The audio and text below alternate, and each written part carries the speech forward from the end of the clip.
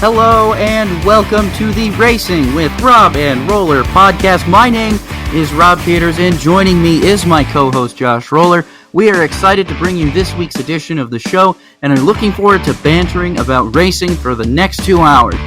I think the best way to start is to inform everybody that you can follow us on social media so that you can interact with us in the show. The big part that is really cool about our show is that we want you to interact with us because this is our opinions. We want to hear your opinions. We want to hear and know what you guys are talking about, and we would love to be able to share some opinions even on the air and maybe go back and forth with some of them. So go ahead and follow us at Rob and Roller, spelled just as it sounds, ROBANDROLLER, and you will see all of our thoughts from there.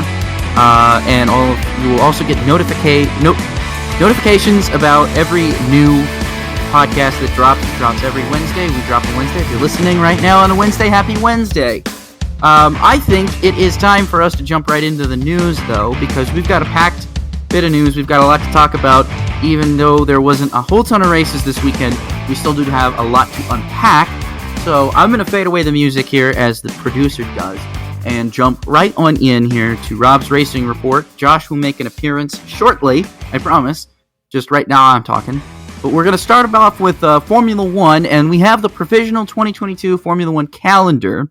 It includes Imola for the third straight year. This time it's actually planned, but it does not include China. That's interesting. That's very key. The season will open and close in the Middle East with Bahrain and Saudi Arabia, and then finish up in Abu Dhabi. The provisional calendar is 23 races long, and if all are completed, it will be the longest season in Formula One history. The return of Singapore, Canada, Australia, and Japan are also planned, with the Miami Grand Prix being scheduled for May 6th through 8th. So we've got news on the Formula One front. Now also the feeder series news. I wanted to mention that the F2 and the F3 calendars were also released. Formula 2 is looking at, I believe it's close to a whopping 24 races. Yeah, I think it's 12 rounds, 24 races, which is insane. Formula 3 has significantly less, but both series are going into some new venues. But we've got the Miami Grand Prix here. Unfortunately, I guess we're going back to Singapore. Kind of bummed out about that. Would have preferred Malaysia still. Still a big fan of Sepang. I always will be. Always have been. Don't really like Singapore. I'll really get that. I don't really like Singapore either. I think the track just needs to be redesigned. I don't think it's very good. I don't think it's been very good. I mean, we've seen Formula One can make good street courses. For example, we've got Baku. Yeah, I feel like Singapore should be better than it is. That's just me. Per Adam Stern, COTA chairman Bobby Epstein expects to have the largest F1 weekend in the history of Circuit of the Americas. He is optimistic that a 2022 agreement will come together, as COTA was included on the 2022 calendar, but it is tentative based on an agreement with Formula One. So we've known about COTA's kind of financial issues. They're very, very thinly stretched. They operate talk about operating on the margins. COTA probably is lucky to break even most times. I think Formula One is one of, if not the only race that they don't make a profit off of at all. You're probably right. I think they break even. Yeah, it's crazy how... Well, the thing is, they make so much money off of it, but it's so expensive to host a Formula One Grand Prix. There's so much money you have to pay. There's so much work that has to go into keeping it up to FIA Grade 1 regulations that it's just... It's a lot of money. It is a lot of money, and I wonder what the next agreement will look like with the state of Texas, because the state of Texas has been funding this race on the contingency that they are the only race in the United States. Well, now you have Miami. Is that money still going to be there? Is Texas going to be like, you know what, it's okay. It's for the betterment of the entire sport. The series is rising in popularity in the United States. It's best that there's two races. Yes, they talk to Bobby here, Bobby Epstein. They say, and Bobby can convince them, yep, it's good. We can still draw a crowd a full sellout crowd like we have, who knows? You know, I don't know. I don't want to lose Circuit of the Americas off the calendar just for a little ancillary reason. You know, how many of these people? I have a very hard time believing that the state of Texas will care that Formula One is rising in the sport. They are just going to say, we're not the only American Grand Prix anymore. Okay, well, if we're not the only American Grand Prix, we don't want to be putting as much money as we are into this. Yeah, well, I guess it depends on how much money Austin and the surrounding area is making off it. Because you know they've done an economic impact study. Well, they're really trying to push COTA as kind of a more tourist-friendly and more of a sport-friendly. Like they have the amphitheater there, obviously. Now they have a soccer field there now. So trying to get more events there to make it more justifiable. I don't think the track is going to die, but I think the biggest problem that we're going to have is if it loses Formula One, it's going to be a hard hit for the overall, for the track overall, and for the tourism at Circuit of the Americas. Because usually, I feel like if you're going to have a track like that, a Formula One style grade track, and not host a Formula One race anymore, that's going to hurt it a bit.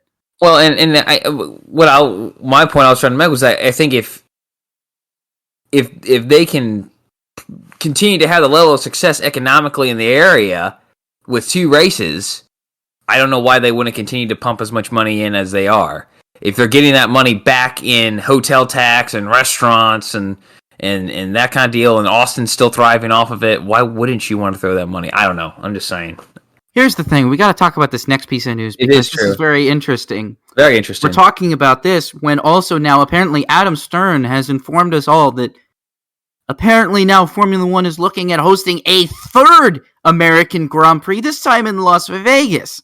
And that they're actually coming out this week to go tour and take a look at Las Vegas as a potential destination for a 3rd U.S. Grand Prix. This is insane. I have a very strong feeling about this. This bothers me. Problem is, if you want my opinion, if you want my honest opinion, there should be only 2, no more than 2 Grand Prix in America, and they should be held at Circuit of the Americas and in Indianapolis. You don't need to be going to this Miami stuff. You don't need to be going to this Vegas stuff. Yeah, they're big markets, whatever, but Circuit of the Americas and Indianapolis have race fans there. Do you really think that Vegas and Miami have race fans? No, they don't. I guarantee you they don't. Now, you might get some race fans down in Florida, but over in Vegas, you're going to have a hard time convincing a lot of people to go down to a Formula One race every single year. It might be cool for a year or 2, but at some point, people are going to lose interest. It happens when you go to these huge markets. They lose interest if there's not something to keep them coming back. And a lot of these people in these big markets are very fickle as well. And when you're talking about a street course, it's only a matter of time before people get fed up with the traffic, and people get fed up with the noise, and people get fed up with all this and that. I think that's kind of norm in Las Vegas, though. Right, but I'm saying you're almost making it worse for people. Oh yeah, for sure. You're definitely making it worse for the people that live there, and if the people that live there aren't going to support the Grand Prix, then you really have a big problem. I have a feeling that the casinos would probably say, hey, yeah, bring it in. We want these foreign tourists who are going to come to these races, who travel around to these flyaway races, and we want them to stay in our hotels. I get it. I just think it's a bad idea.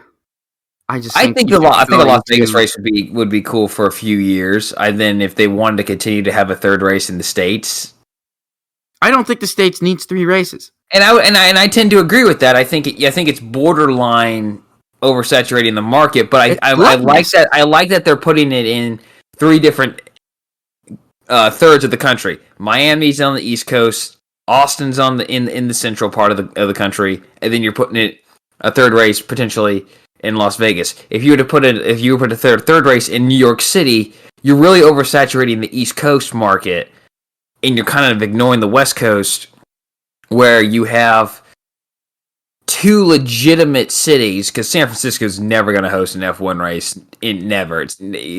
Oakland might, but no one wants to go over to Oakland. Sorry. Who wants to go to Oakland? They don't want to even support things that actually help their economy. Yeah, they don't want to do that. They don't want to support any sports at all over there. So you have Los Angeles and Las Vegas. I mean, I wouldn't put one in Phoenix. Phoenix, really, no, I wouldn't do that. So Las Vegas and Los Angeles. If you can't get a third race in one of those places, don't do it. Even if you were to say Austin, Indianapolis, Miami, I wouldn't do it because you're just too oversaturating one half of the country for fans who, because you're going to get a good chunk of people going to come over here just for the race. All right, especially post COVID, where travel restrictions are lifted. I just don't see. Especially how expensive these races are. NASCAR people can complain about how expensive NASCAR Cup Series races are. Have you ever looked at a bill for an F1 race? It's expensive. F1 charges you out the wazoo just to show up. They gotta make up that $25 million hosting fee, which is asinine. But yeah, I'll wrap it up by saying I think it's a cool idea. I would be willing to give it a year or two shot again, but I do think 3 is extremely pushing the limits of the American market in F1. So hard to disagree. Let's talk about some feeder series news. HWA Race Lab announced their exit from the FIA Formula 2 and Formula 3 championships at season end. The two series then announced that Van Amersfoort Racing will be HWA's replacement, so they have a little bit of news there. And then let's see here, we've got some drag racing news. How about this is interesting. Tony Stewart plans to expand his motorsports empire in 2022 by adding 2 NHRA drag racing teams under the Tony Stewart Racing banner. Fiancée Leah Pruitt will compete in Top Fuel and Matt Hagan will compete in Funny Car. So Tony Stewart has essentially made a race team for his fiancée. That's a good way to keep, happy wife, happy life. That's how you keep them good. You marry a racer, you keep them racing. You want to keep them racing at all costs. You know what I mean? Yeah. Good on Smoke there. Supercars news. Matt Stone Racing has lost its second driver, Zane Goddard, to free agency. Goddard announced his departure from MSR on October 14th. This comes a week after Jake Kostecki announced he was leaving the team to join Tickford Racing. So it'll be interesting to see who is going to be on the Matt Stone Racing roster next year. Then Supercars also announced this week that they will be the impending switch to the new Gen 3 chassis has been postponed from 2022 to 2023. This comes in the wake of the COVID-19 situation in Australia and will delay the series foray into GT3-like bodies. If you have not seen the new proposed Gen 3 supercar yet, it doesn't really remind me of a supercar. It doesn't sound like a supercar. It gives me the same vibe the NASCAR Next Gen car gives me, where it's very different to what is currently being run, and whether or not that's a good or a bad thing remains to be seen, but it is radically different. Yeah, I mean, this is not a standard V8 supercar that we've become accustomed to. This is not an Australian touring car. This is basically a GT3 car that is made to look like a Camaro and a Mustang. And it's just going to be strange seeing a Camaro in Supercars race. I mean, this is crazy. The craziest part about this is the Australian motorsport. The pinnacle, basically, of Australian motorsport runs 2 American brands. Is there any Australian brands left? No, but I just find that interesting. That Holden, since Holden has now basically been discontinued in Australia, and they're now all Chevrolets. Continued everywhere. Yeah, they're all Chevrolets now. So it's just interesting to me. Ford was always like. Ford had very strong Australian roots, though. Ford was had very strong Australian roots down there. They were very, very involved in Australian Formula Ford, things like that. There was a lot of Ford involvement in Australian motorsport, which is what really gave a lot of people interest in Ford, especially in the supercars. But it's just very good. It's still crazy to see. Like I see these renderings and these concepts, and to me, they give me the same feeling that the NASCAR Next Gen car gives me, where it's just, this is so wrong. This is going to take so much getting used to. Like, this is going to be really tough to adapt. I I love Supercars because of a lot of things, and quality of racing is definitely up there. It has some of the best if you're not watching Supercars right now, you are missing out. And I've said that for years. Ever since I first started watching Supercars back 10 years ago, I have been hooked ever since. I have continuously believed that this is the top form of any type of racing in the world. It is so competitive. It is so exciting. I love it. I will tell everybody to watch it. But this Gen 3 stuff is going to be very, very radically different. Very different than what we're used to. Moving on here to IndyCar news, the Force Indy team will evaluate Ernie Francis Jr. in an Indy Lights car at the Indianapolis Motor Speedway road course at the upcoming Chris Griffiths Memorial Test. How about this? Ernie Francis Jr., the man who won at Lucas Oil Raceway and SRX, could potentially be getting an Indy Lights ride. What do you think about this, Josh? This is crazy. Well, good. Yeah, it's great. I think it's a great deal. I mean, he's a very talented driver, and he deserved a test after SRX somewhere, whether that was NASCAR or IndyCar, NASCAR feeder series, Indy feeder series. He deserved to test one of them. I don't know if this is where he really wanted to go, was IndyCar, or if he really wanted to go stock car racing. If this was the first person to give him a call, we don't know that, but he's doing it, and I hope it goes well. And I hope to see him in an Indy, if he's not an Indy Lights car, in Indy Pro 2000 car at least next year. But I imagine it probably would be an Indy Lights car if it goes well enough. So I'm liking this. Good for Ernie. It's good for him because I don't want to say he's wasting his time in Trans Am because I don't want to sound like I don't want to give anyone the middle finger on that one. But I think his potential is higher. Yeah. Than Trans Am. That's the thing, is he's so young though. And for someone that young to be doing that, if Trans Am is really not much of like it's not what it used to be. It's really more of a series right now for gentleman drivers. Right. And it's not a knock on Trans Am. I mean, there's a lot of sports car racing out there that is really just mostly gentleman drivers. And that's fine. If you're into that, that's okay. But for Ernie Francis Jr. to be out there whipping all those old guys, it kind of makes you think, okay, well, what is he going to do in something else? We've seen what he's done in SRX. We see, okay, he can win in SRX, so he can win against other old guys. He can win against some of the best ever. Right.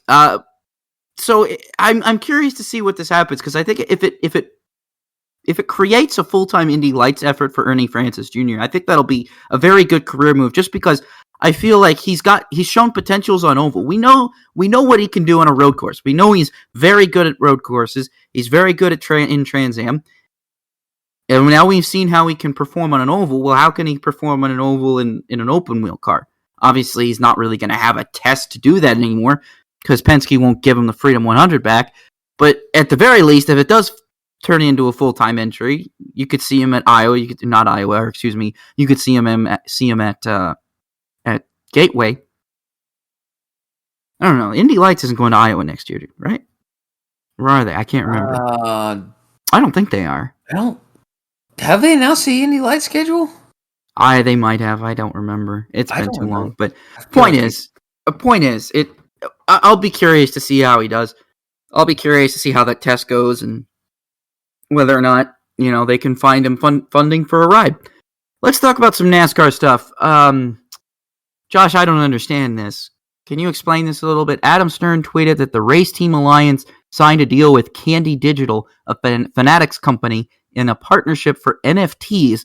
Stern says that Candy will explore to mix physical experimental assets into its offerings. I don't understand what I just read. Do you know what an NFT is? Because every time I try and look up what an NFT is, I come out more confused than I was before. Yeah, I'm going to try to really dumb it down, and this may be a little wrong, but I know JTT Daugherty was doing this a lot. So an NFT is like a digital collectible, I guess, is how I would classify it. That might be wrong, so someone already could be screaming at us through the podcast. But they were giving out hero cards digitally, and typically it's actually on a limited basis. It's not just for anybody can download it. You can you get in line essentially, and you try to grab it real quick, or you try to complete challenges or not challenges is a really weird term, but to earn it, and then like you can turn around and sell it like on the open market. Like, ooh, I want that hero card. I really like that one. I have this one. Would you like to trade? Sure. Or you can just upright and sell it. That's one thing. The thing that confuses me about this is when they go to the actual physical / experimental assets. I'm like, that's kind of the opposite of what an NFT is supposed to be. The NFT is supposed to be digital. I don't know, but it's obviously something that they're trying to do on their own. Rob is I think Rob is looking back where he went wrong in his life. He's looking up into the sky. I've spent my entire life right behind me. Josh can see. You can't, but Josh can see me. My entire life has been spent collecting physical media and physical things. Yeah. And now apparently collecting digital things is the new fad. Well, let me point you to a great example. I guarantee you, I don't know what all NASCAR owned tracks are doing, but Indianapolis may be the last track here before long that actually hands out physical tickets. There weren't any programs at certain races this year, like actual physical programs. So this is kind of like if to me that I don't know. I feel like a program. Why wouldn't you want to make a program at least digitally? Because that's a cool thing to have. You know, even if you can, like, if the NASCAR or the Race Team Alliance here makes this app or has this partnership with any group, Candy Digital, where I can collect race programs, race tickets, while it's not the same as holding that physical one in your hand and having it in the ticket sleeve hanging around your neck. I mean, nothing beats that. I don't know. If they're trying to bridge that gap of the old generation to the future, and they're trying to kind of get the best of both worlds, because in NFT, like I say, NFT, you don't have to print 500 of them. You just make one and you make it available, digitally out there. It doesn't really cost you anything except for the man hours to design it and put it together. The man hours that takes for the photo shoot. You know, you don't have to say, "Hey, Bob's Printing Shop, I need 1,000 of these." Cool, that'll be X amount of dollars. You don't have to do that. Well, Rob, you may not like it, and I'm not. Again, we're in that weird. We're in that person who doesn't like something, so I think it's stupid. I just don't get it. I'm not saying just because I don't get it doesn't mean I don't like it. I just I'm not saying you don't like it. I might misspoke there. Might put pain you in a corner, but it's certainly something like we definitely need. This is something we definitely had to read up on more. I think us even as a generation. I know there's some older. I was listening to this one podcast where they were talking about how people of all ages were using NFTs, not just the 22 to 29-year-old crowd. If you're really into it, I just like to have something and I do too. Hold it. I do too. Because I feel like then I'd be the guy like screenshot, and then like frame it on the wall. Yeah. No, I'm the guy who's so crazy. I would. I like the Switch. I talked about it last week. The NASCAR game's coming on the Switch. I'm really excited about it. Yeah. I'm the kind of person who there's a lot of Switch games now that are getting released. They are getting like they're not physical copies. They put a download code in the game box and then sell the game box. I'm the kind of person who, if I had no choice, if there was no physical copies available, I would rather just buy an empty and blank game box so that at the very least I can display it on my shelf and symbolize that I actually have this game. And see, that's our generation. That's our generation, though. We're in this weird borderline of ages where, like, if you creep back just a few years to people who are around the senior in college age or the traditional senior in college age, you're looking at like 22 years old, 23 years old. They're thinking the opposite. Just give me the digital code and I'll download it off the PlayStation or Xbox store. Whereas you and me, Rob, you're absolutely right. I want to have the digital copy. I still have not purchased. This is going completely off topic and just into the bitterness of the depths of the video game world. I still don't have a PS5. because I don't want to pay Who $1,000. has the PS5?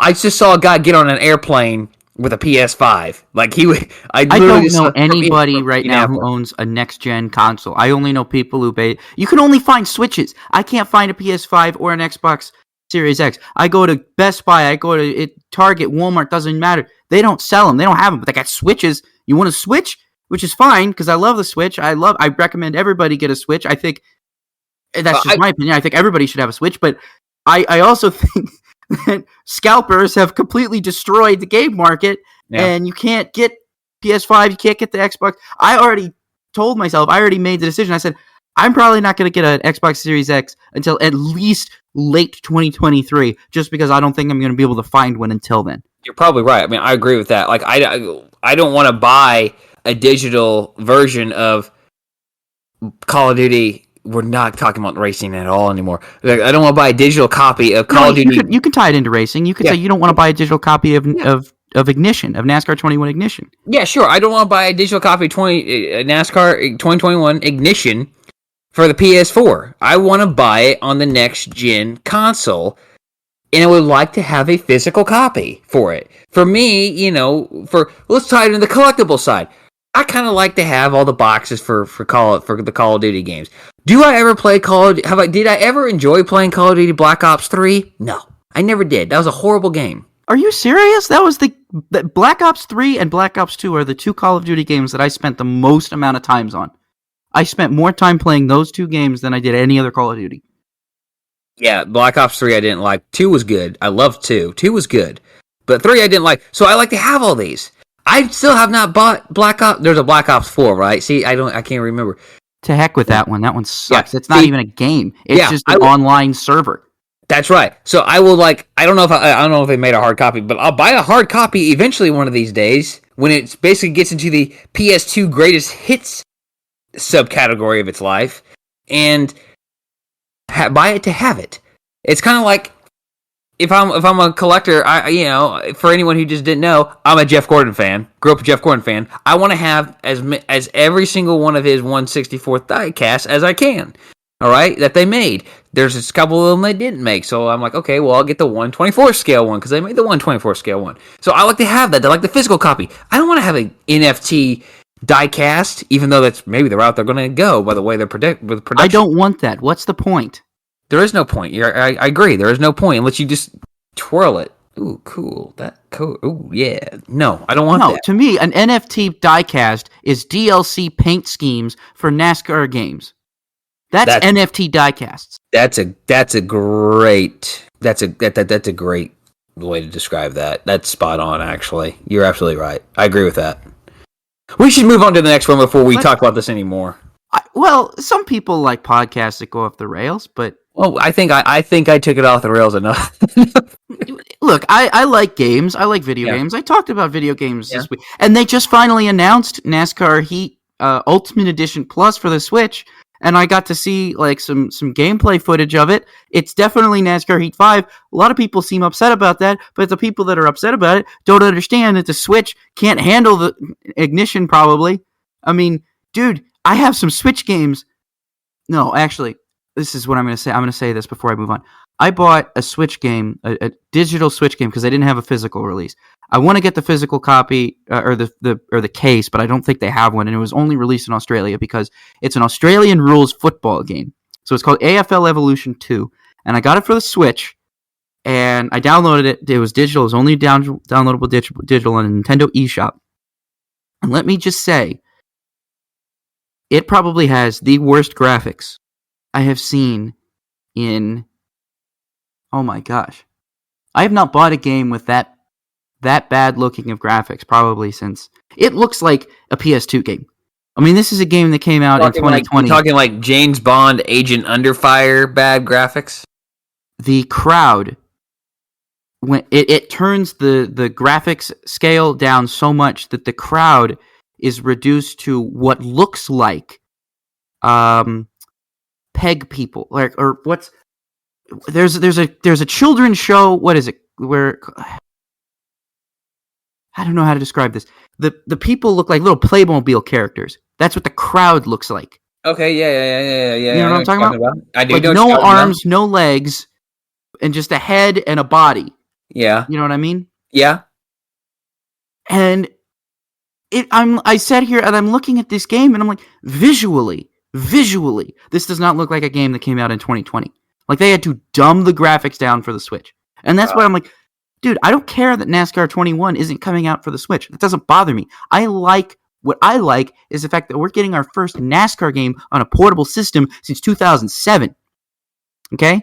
And I don't count NASCAR Unleashed that came out for the Vita and for the 3DS, which I also own, by the way. It was one of my favorite 3DS games back in the day, but F1 2011 also came out on the 3DS, and I played both NASCAR Unleashed and F1 2011 ad nauseum on my 3DS when I had it. But my point is, finally, we're getting a legit, and actually F1 2011 came out on the Vita, and I believe that's the better version. That's like the OG version you need to get if you want a portable Formula One game that's not on your phone. I guess that's the version to get, is the Vita version of F1 2011, which is crazy. Well, I would believe that because trust me, my hands hurt playing it on my 3DS.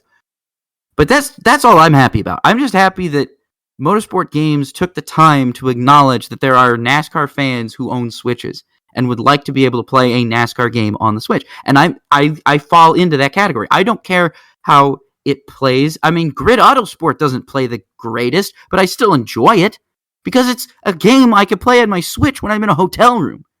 You know what I mean? It's the novelty of it that I appreciate, and I love that. So as long as it doesn't have graphics that are as bad as AFL Evolution 2, and as long as it plays somewhat similar to the other Heat games, or at the very least on par with Grid Autosport, I'm fine. People who are complaining about it are just complaining because they don't understand or whatever. I'm going to talk about Kyle Busch Motorsports announcing that John Hunter Nemechek is returning to the team in 2022 for another full-time Truck Series campaign. Big news for JHN. Then we're going to move on here. According to rosters for Kansas Speedway this weekend, Parker Kligerman will be behind the wheel of the 96 for Gaunt Brothers Racing, which is, I believe this is one of Gaunt Brothers' first races where that's not on a plate track or a super speedway. Yeah, the one that's not. Yeah, at least this season. I don't know. Maybe did they enter Charlotte? I don't think they did. I don't remember them entering Charlotte. I don't think they were at the 600. They pulled out of Bristol Dirt. Yeah. Yeah, this might be their. Yeah, because Ty was in the car at Daytona and Talladega, and then Harrison was in the car at Talladega. Oh, that's right. Harrison was at the car at Talladega, and then Landon was at the car at Talladega just a few weeks ago, or Daytona. And Daytona, right? Yeah. So yeah, this might be only like their 5th race of the year. Yeah, kind of interesting that they chose Kansas of all the tracks. Kansas. I don't know, man. Maybe I guess they figure they're gonna run okay there. Yeah, maybe so. I don't know. Okay. I'm good with it though. Let's go on to some sponsorship news here. Do I have to talk about this? Yes, Liberty University has signed an extension with Hendrick Motorsports and William Byron through 2026. Okay, I'm going to get through that. That's all I'm going to say about that. Interstate Batteries has signed a multi-year extension with Joe Gibbs Racing. They will sponsor Kyle Busch in 6 events next year, and with 3 races with Ty Gibbs in the Xfinity Series in 2022. Interesting note there. And now finally, the final piece of news for today, which I'm probably going to talk about a little bit later in Upshift, Downshift, definitely. NASCAR President Steve Phelps spoke at the CAA World Congress of Sports on Tuesday, and the sanctioning body has not yet finished shaking up its schedule, and NASCAR's new engine is expected to have a hybrid component when it debuts in 2024. He also said NASCAR won't hesitate to strip a race from one of its own racetracks with 2 dates in order to enter new markets for exposure. A lot to unpack there. Yeah. This is all I'm going to say about it.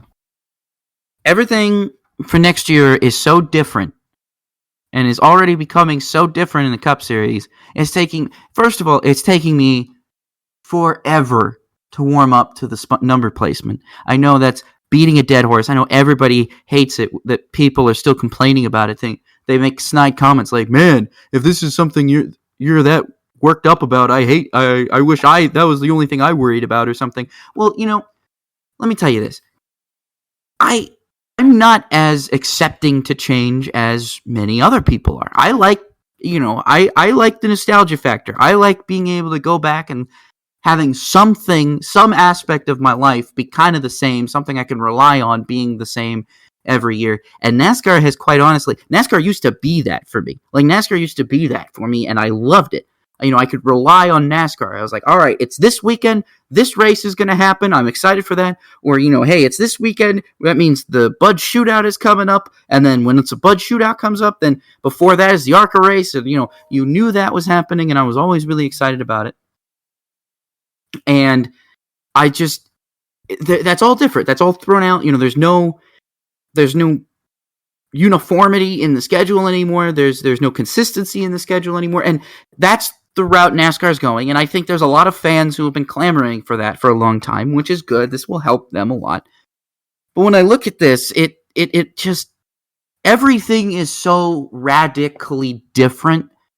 And it feels like there's no period, there's no adjustment period. Like, I feel like in previous years of NASCAR, you've had a year or two to adjust to certain things. Like, okay, these things are coming. These things are happening. We knew about the car of tomorrow way back in 2006, 2005. We knew about that. And then in 2007, we ran, half of the season with a COT, half of the season with a COI. And that was that. And you could get used to it. You got used to the car of tomorrow, that by the time it ran in 2008, it wasn't a shock. It wasn't like, oh man, this is gross, I hate this. You were used to it. At least I was used to it. Even though I might not have liked it, I was used to it. This, and even with the Gen 6 wasn't that much. We knew it was basically just going to be like the car of tomorrow. It was just going to look better. They were going to update the body styles, and that was fine. That was all cool. This, on the other hand, is a situation where it's like, all right, we truthfully don't know how these cars are going to race, how these cars are going to handle, how these cars are going to look, how these cars are going to perform. We know nothing about this car, and every single thing we learn is totally new and totally radically different from the status quo that we're used to. And all of this leads me to just think to myself, I think I'm going to watch the Xfinity series next year. I think I'm just going to pay more attention to the Xfinities. I'm still going to watch Cup races, but if I can't do it, if I just get turned off, I'm just going to have to sit on my phone as racing background noise, because I'm not meaning to be a Debbie Downer. I'm not meaning to be a jerk about it. It's just hard for me. It's just hard for me to adapt to this. It's going to take me a long time. I might be back up to full strength by the end of the season next year, if the car ends up racing properly. But every time I hear about it, it's just like, okay, 550 horsepower, okay. Oh, how much downforce? Oh, cars are still sucked to the ground, okay. Well, ride height? Oh, okay. Ride height still really low to the ground, okay. Well, all right. You guys have fun with that, and you keep saying we like what we're seeing, but I'm gonna go watch the Xfinity series, and y'all can just hang out and chill and do your things on Sunday, and I'm gonna chill with my nostalgia on Saturday, and that's what I'm gonna. That's just what I'm gonna have to do. I feel like that's what I'm gonna have to do, and I feel this show is the only place where I can get that out and where I can really express that feeling. But that's really what I've been thinking the last couple of weeks. Where Steve Phelps saying this, he said a term I had never heard of before that basically alluded to this car being so radically different than anything we've ever seen before. I mean, and that could be a good thing, that could be a bad thing. Obviously, NASCAR is trying something new. I don't blame them for trying something new, but if it's more of the same, I can't get a hold of it. I can't get ahead of it. I can't get excited for it. It's really hard for me to just be excited for it. And I feel bad because I think I should be more open-minded and more accepting to change. But every time I see new renderings come out, I hear something new about this new car, it doesn't impress me like the Gen 6 did, or it doesn't intrigue me like the car of tomorrow did. Like the car of tomorrow, when it first started out, I mean, the ride height, it was up off the ground. I mean, those things bounced around. So it wasn't like the racing was all that different. You just had to get used to the different aesthetic of the race cars. This is going to be the same kind of deal, but I don't know if the racing is going to be different. If the racing is the same and I have to get used to a new aesthetic, this isn't the good way to go about that. I want the racing to be better so that it's easier for me to get used to the new aesthetic. And then the car of tomorrow tapered off around 2011, 2010, where it started getting sucked to the ground more. And then that just went away. But Josh, I don't know. You probably have a different feeling about it than me. We should probably move on. But I want to hear your thoughts about all of the change that Steve Phelps is talking about and all of the change that you talked about at this conference. Well, I mean, the hybrid thing is going to happen whether you like it or not. I'm not upset about the hybrid component. Yeah, I'm upset about other things. Yeah. A hybrid doesn't bother me. That was inevitable. And to be honest with you, I'm fine with that. I think every racing series at some point needs to be going towards some kind of hybrid engine. But the hybrid formulas are here to stay. They're not going anywhere. It's other aspects of all of this change that I'm struggling to adapt to. I hope my personal hope for the hybrid would be like gas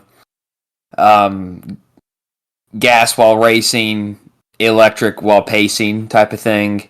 I'm a believer that as the highways get quieter, that racing will have this part of the draw will be the noise and the smell of the gasoline, the burning rubber mixed up. I think that will be part of it. The schedule deal, Rob, I actually was playing with a schedule on my phone on my two flights this weekend and was just kind of messing around with that. Probably nothing what NASCAR's looking at, but something that would make me happy as a race fan. I think it's good to trend towards the direction of there's only a few tracks that should have 2 races. And I think when you get down to it, maybe it's Daytona, Martinsville, Bristol, maybe maybe a Darlington, Charlotte Roval, and Charlotte Oval are not the same thing. Those are 2 different deals. But you'll run the same circuit twice. It's very few and far between. So I think that schedule is gonna continue to look different. I wouldn't be surprised within the next few years where if you remain to have 36 points races, you might have 30 tracks on the schedule. I don't have a problem with that myself. I don't know. I guess you're trying to make. I think we're trying to make NASCAR. We're not trying to, but NASCAR is trying to move into the 21st century, sort of a little bit. And I don't think that's the worst thing in the world. So as long as they can put good product on the track, everything else will take care. Everything will take care of itself. So I think with that, though, we should move on with the featured paint scheme. Yeah, let's go on to the featured paint scheme. So we're a bit of a spoiler alert here, I guess. If you didn't watch the Texas race, Kyle Larson's moving on to the next round of the playoffs. The first time he's moved on to the championship in his entire career. So in honor of that, we are going to be talking about our favorite Kyle Larson paint scheme throughout his entire career. So Josh, why don't you go ahead and start us off with your selection and tell us all about your featured paint scheme for this week. Yeah, I'm going with Larson's 2014 number 42 Ineos Chevrolet for Turner Scott Motorsports. And he drove that in the NASCAR Nationwide Series. Ineos is one of Japan's largest oil companies, and they had, a rockin' few schemes with Larson, for a few years there when he was driving in the Xfinity Series. This was one. Can we just get a one-race deal in the Cup Series? Can we just get a one-race deal so I can get this paint scheme on an SS? Please. I just want it on an SS just once.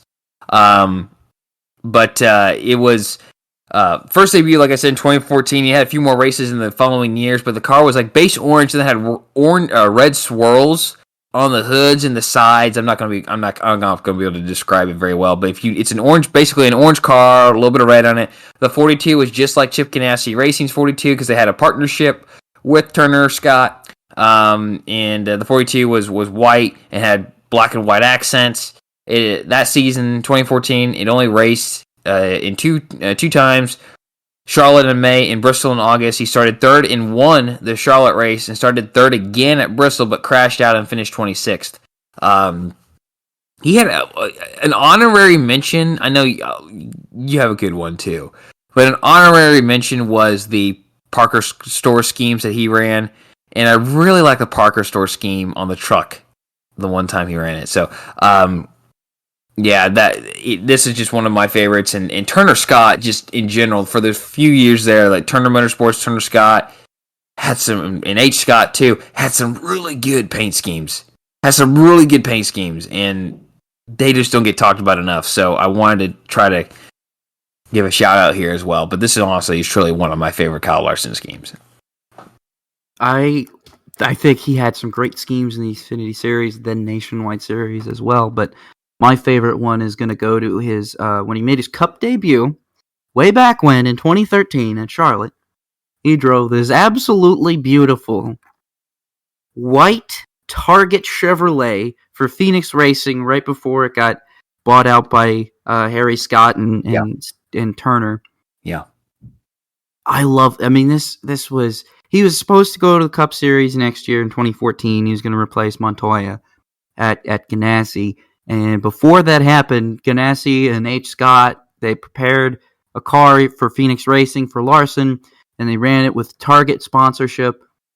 A white Target car will always look better than a red one, and that is my humble opinion. A white Target car will always look better than a red one. And unless you have, I guess, lightning stripes on it, like the old Zanardi kart cars, or even, I think Sterling Marlin ran a Target Dodge in 2001 that was very similar to that paint scheme as well. I think he might, 2001 or 2002, one of the 2001. two. It was 2001. It was a Target paint scheme. Look it up, Josh, because I'm serious. It's very interesting. But this one I love because it's got the red Target on the front, and I love that because I prefer it when it's on a white background in general. I prefer it to be a red Target over a white Target on a red background. Yeah, he at Bristol, red Dodge with the yellow lightning stripes. It was at Bristol. Bristol, okay. So Sterling Marlin did drive that, but that's the only Target car that can be all red that I really think is good. I think Reed Sorensen back in the day when he ran an inverse scheme back, I think it was 06. That was beautiful. That was a good looking car. Casey Mears, when he was running the Target car, that looked beautiful. I think the Target car went kind of downhill probably around 08, 09, because that was when they kind of switched to the all red. 08, Sorensen kind of ran more, or no. It was kind of like after they shut down the 41 car, and they moved the Target to the 42 car. Well, no, Sorensen had some pretty ugly red ones too, but when they inversed it and made it white, then it looked good. Yeah, you're right. I forgot about he ran a couple of those. Yeah. I always thought a good Target car, because I know like you don't like the red ones. What if they did a red Target car with some sort of like white lightning? I thought that would always look good. See, I thought Jimmy Spencer's car from 2002 was a good car. One of the better ones as well. It is. I do like that one too. Especially back in the IRL and in kart, that paint scheme that they used from, I believe it was around 2002 to 2005. That Ganassi paint scheme, that was my favorite. Yeah. Like red sides, white top. You know what I mean? White nose cone. And they kind of replicated that with Spencer's car that year. Yeah. But then it kind of just went away.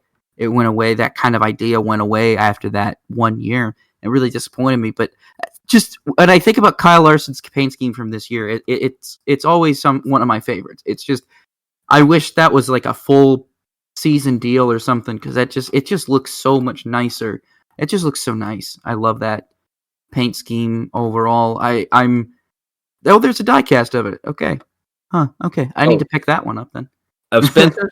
Yeah. No, of Larson, of the Larson car I'm talking about. I scrolled down in J-Ski, I was looking at it, and there's a picture of a diecast. So, okay, I need to pick that up sometime. But anyway, that's it for the feature paint scheme for the week. So Josh's is his 42 Ineos Chevrolet. Mine is the Target Chevrolet from 2013.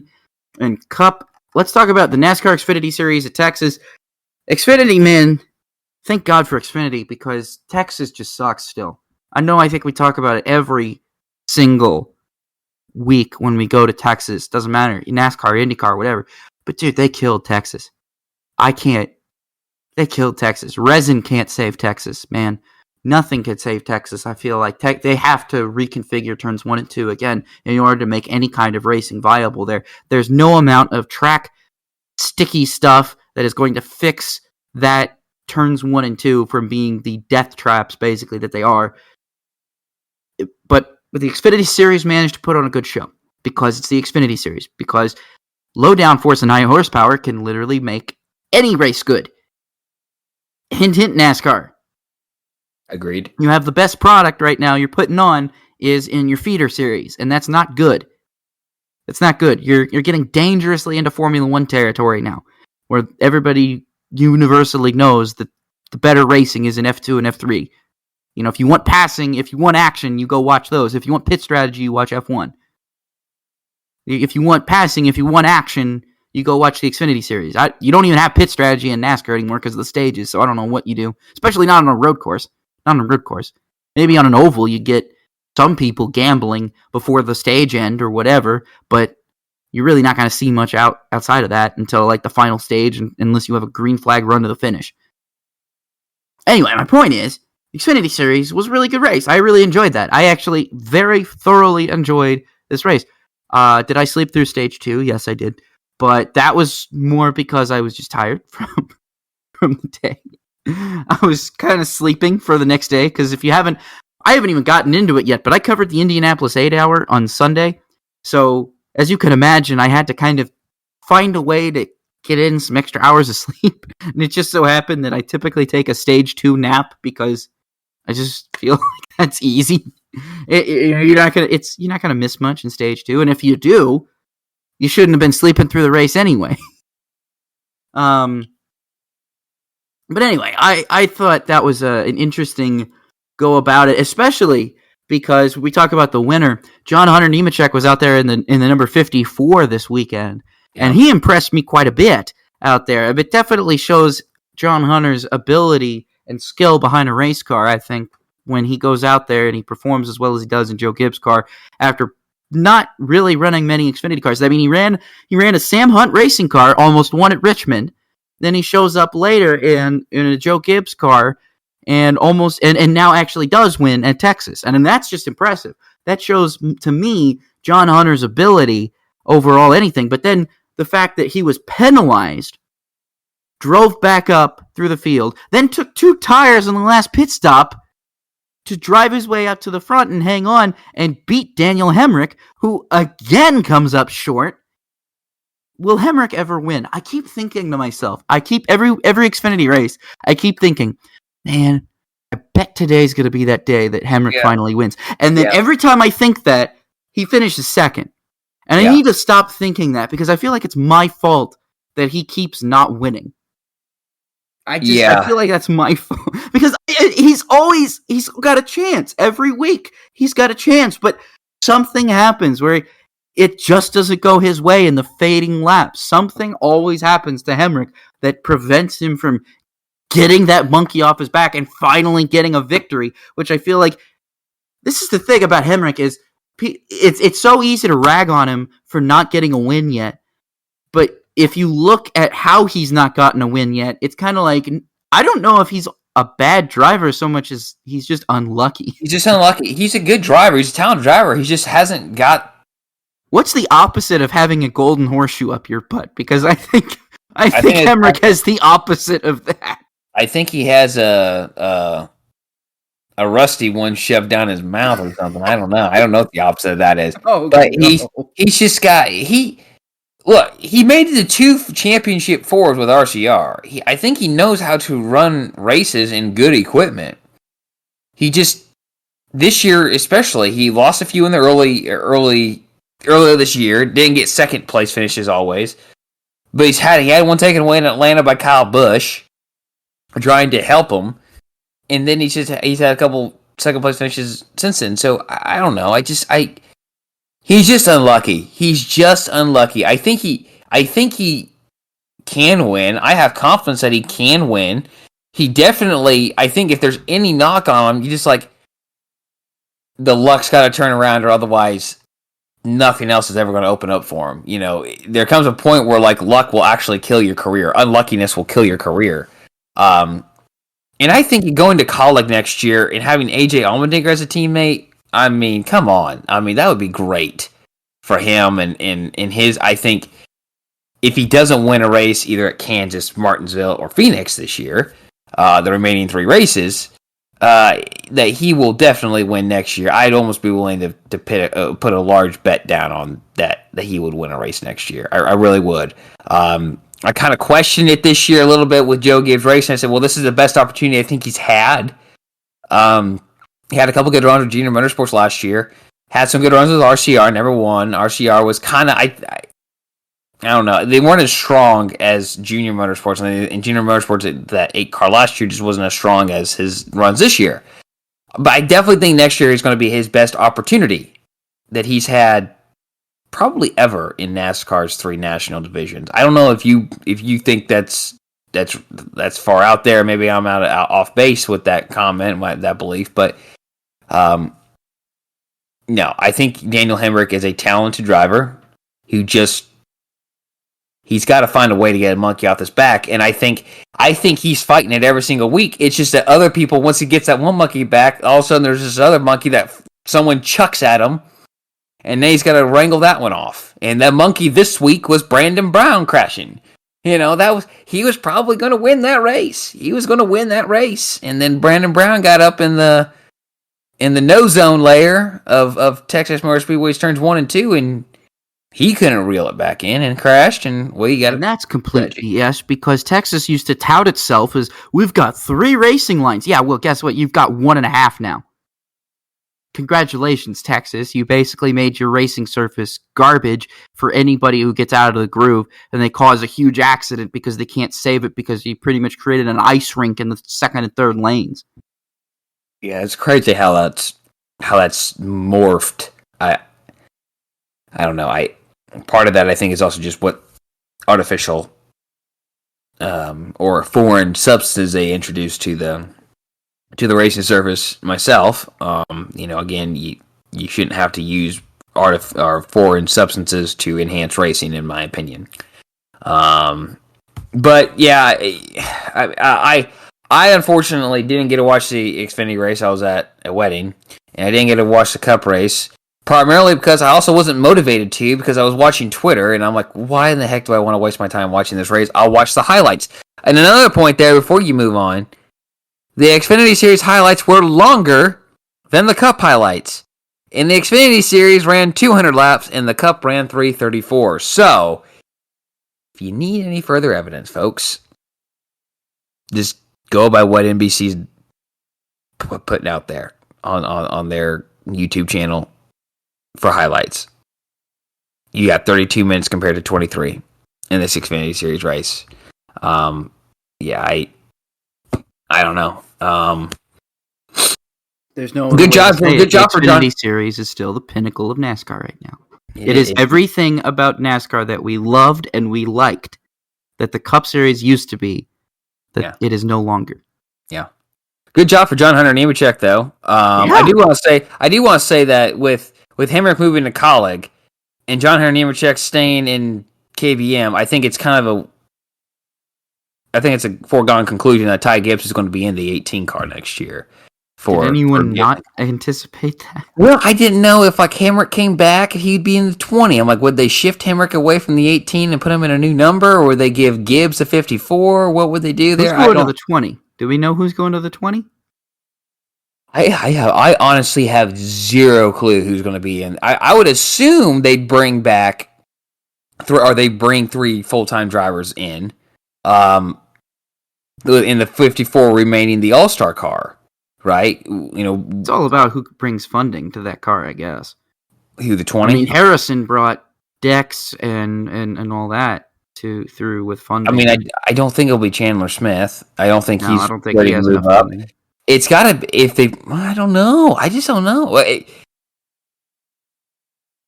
probably won't be a KBM driver, right? No. I'm going to go out on a limb, and I'm going to say it's not going to be a KBM driver. Am I crazy to think that Matt Benedetto should call about that ride? I think he should. I think he'd be a fool not to. I think he should. I think funding, which probably is what Gibbs is going to be like, all right, great. But he's never brought funding with him anywhere else before. And look where it's gotten him. Yeah. I I would give him a call. I don't know who else it'd be though. I mean, there's not really, unless they bring some hot person in. They're like, where did this person come from? Type of hire, huh? Austin Hill. Ah, He said he was looking at an Xfinity ride next year. that could be. That could be. I'm speculating. Don't take that as face value. I am threw that name out. Yeah, that could be though. So you could be looking at Ty Gibbs, Brandon Jones, and Austin Hill as the three drivers for the Xfinity Series. I don't know if Austin Hill specifically has Toyota ties, but if Toyota likes him, maybe they'd be willing to foot the bill for some races. I mean, I know he's got money. He's got some United Rentals money, right? Yeah. That's his deal. I don't know. I just don't know. I don't know either. I mean, I'm just speculating. I'm spitballing. I don't think I hope they have three drivers. I hope they have three drivers next year. I hope they don't have to shut down like the 20. Yeah, I just to have competitive car counts, you know. Yeah. That's what I would want. So, Rob, let's move on to the Cup Series. I said, like, we have again. To talk about the Cup Series. Did the Cup Series race happen? Let's talk about this one point.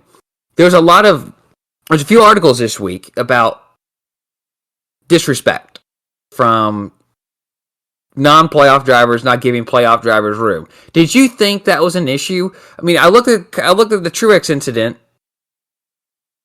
and I just got to chalk it up to some of these guys just think they get wrecked every time and can't say, you know what, darn it, that's a racing incident, when in reality, that was my fault. But you just go down the middle of the line and say it was a racing incident, we're going to move on to Kansas. Instead, you got any driver, not singling out Martin Truex Jr., this is everyone, where you say, like, okay, well, I'm just going to whine about it. Just accept your fault in it, even personally, and just call it a racing incident. I don't think Suarez did anything wrong, and he was right on the radio. When you get down to that few laps to go, there's no lifting. I'm not going to catch you a break. You don't have to lift anymore. These cars were full throttle the whole race. It was ridiculous. The Xfinity Series cars looked like they were being driven harder than the Cup cars. But anyway, my point was, I think Suarez, you look at Suarez or the Truex incident, and when I saw that, I sat there and I thought, this is two guys going hard. This is Suarez who's with a new team, who's struggling to try and get a top 10. And then you get Truex, who's out there struggling, trying to make it into the championship 4. You have two drivers racing for two separate things, but still racing for everything. That's the beauty about NASCAR and its playoffs. We're the only sport where everyone keeps on playing. Playoffs, we'll talk about the playoffs maybe later next week or something. I don't know. I don't know. Did you see that Reddit post that said without the playoffs, Larson and Hamlin would be tied going into the final 3 races? I did see that. Yeah. But I don't know. But then someone said, someone brought up a good point. It was like, is this with or without stage points? And I don't know if that was ever determined. It might have been with or without, but I don't know. Point is, that's a topic for a different situation. But yes, you have two drivers that are racing for their seasons, basically, to try and have good seasons, try and finish their seasons on high notes, and they're just not going to lift. And I don't think Truex needed to lift. I don't think Suarez needed to lift. I think the fact of the matter is the two just collided because they were both going for the same piece of real estate, and that's just what it all comes down to at the end of the day. It's racing. It is racing. You have to accept that sometimes guys are going to be, if you can't dish it out, if you can't take it, then don't dish it out. You know, if you can't take other guys racing you super hard, then don't race other guys super hard, and they won't race you super hard. If you can't take guys racing hard and going for every position, I'm going to invite you to step out of the car. Yeah, then at that point, you're not a racer. You're just someone who you're the equivalent to a jerk tailgating someone in the middle lane when there's a third lane where you could just pass them. You know what I mean? You're that guy. You're that guy. You're the guy who tailgates someone in the middle lane when there's nobody in the passing lane. There's no one in either lane. That's it. You want the other person to get out of your way, and you don't want to do anything to make them, you don't want to do anything. You don't want to put forth any effort. You don't want to have to, So much effort. I have to hit the turn signal, and then I have to slightly turn the wheel to the left, and then I have to push the accelerator down a little bit more to pass the car. Then I have to do it all over again to get back in front of it. You just accept that that's what you want to do instead of actually race. You know what I mean? Let's flip the situation too for a second. Because what if it was Suarez on top and Truex on the bottom, and Suarez wanted to come down for that spot? I mean, do you think Truex can be like, well, I don't want to get in a potential wreck here, him hurt my nose, and less late in the race, lose multiple positions? Truex isn't going to lift either, man. No. Truex ain't going to lift. Neither of them are going to lift because Truex. For Truex, every position matters. For Suarez, every position matters. They matter for different reasons, but they still matter. Yeah, look, you're all running. Everyone's running a race out there. Okay, you have 8 playoff drivers that are running one race. You have the other 8 playoff drivers who are continuing to run their race because the guy who finishes in 5th gets a good bonus at the end of the year. And then you have everyone outside of the playoffs, like 17th through, I would say, 25th, who are running for their money, right? Well, Suarez wants to finish as high as he can. I will admit, I haven't looked at the point standings from 17 on back in a New York minute, but if they can get to 17th in points, that's a good bit of money. That's a good bit of money, and for Suarez and for Trackhouse and their partners in a first-year team. I think if you would have said at Daytona, who's going to be the first-year team, Trackhouse or 2311 Racing, who finishes higher? I think a lot of people would have pointed to 2311 Racing, that they would be the higher finishing group. And would all of us had said, Rob, I don't know what we said or even if we discussed it. Okay, I cannot remember. But I don't know if I would have predicted that 2311 Racing and Trackhouse would be competing for top 20s. I don't think we would have. Or top 20 finishing the points. I think after Daytona, I kind of had an idea that they would be getting there for top 20s, but I don't think I saw them going for top 20 in points. I definitely saw them. Yeah, that's what I meant. Top 20 points. I don't think overall in top 20 20th, but I didn't see them getting that close to being like considered top 20 teams, like teams that would be technically on the playoff bubble. Yep. Going into the playoffs, not after the play, but going into the playoffs. You know, I didn't see them as that, and they were. Bubba Wallace was on the playoff bubble, hanging around there in like 19th, 20th, I think. So was Suarez. I mean, it's impressive, man. It's just impressive to see how these teams are going. And you know, they talked about, or Denny Hamlin said something to Bob Pockris asked him, you know, about the charter and how they're going to deal with Kurt Busch next year, and I guess the charter deal with FRM has kind of fallen through. Yeah. I guess FRM is going to continue to run 2 cars. I guess that's their plan, probably with Michael McDowell and somebody else. There's no way they're going to let Alfredo back. I don't think they wanted to have Alfredo in the beginning, in the first place. It was just Matt DiBenedetto. I don't know. I don't know. Riley Herbst. No, oh God, no. Matty D's better than Riley Herbst. If Matty D gets a call from FRM, then he should take it. He shouldn't listen to any other offers. He should just take it. Because if McDowell can win a freaking Daytona 500 with them, then there's no reason that he couldn't. He couldn't win like Talladega or something. I would agree. I don't know. I didn't like that. To kind of bring it back, I didn't really like that situation with the way the words went down there with Truex and Suarez. It's just, to me, okay, either this is a race or this is a fixed event. What do you want it to be? You know, what do you... I don't think I would make the argument, and this is going to sound a little hypocritical.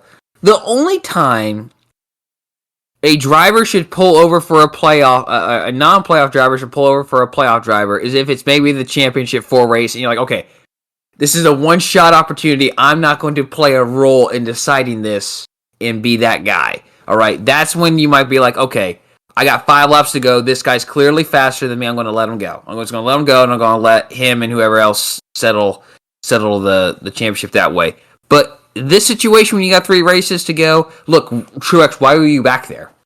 You know, why were you back there? Why were you in that situation? Why weren't you leading the race? You know, okay, we had 7 cars who were better than us. Okay, well, get better. That might sound cruel. That might sound really mean, but you can't just blame this one little event on your whole day. You ruin your whole day. I don't know. I just I'm at a loss for words, actually, just for how I feel about it. So, Rob, why don't we move on into the weekend wrap up? Because I know later in the show we're going to have a lot to talk about.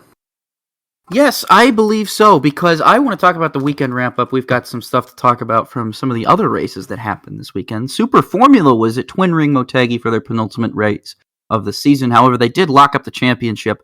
Tomoki Nojiri claimed the title, while Hiroki Otsu was the victor on Sunday morning. Well, our Sunday morning. Their Sunday afternoon, I guess.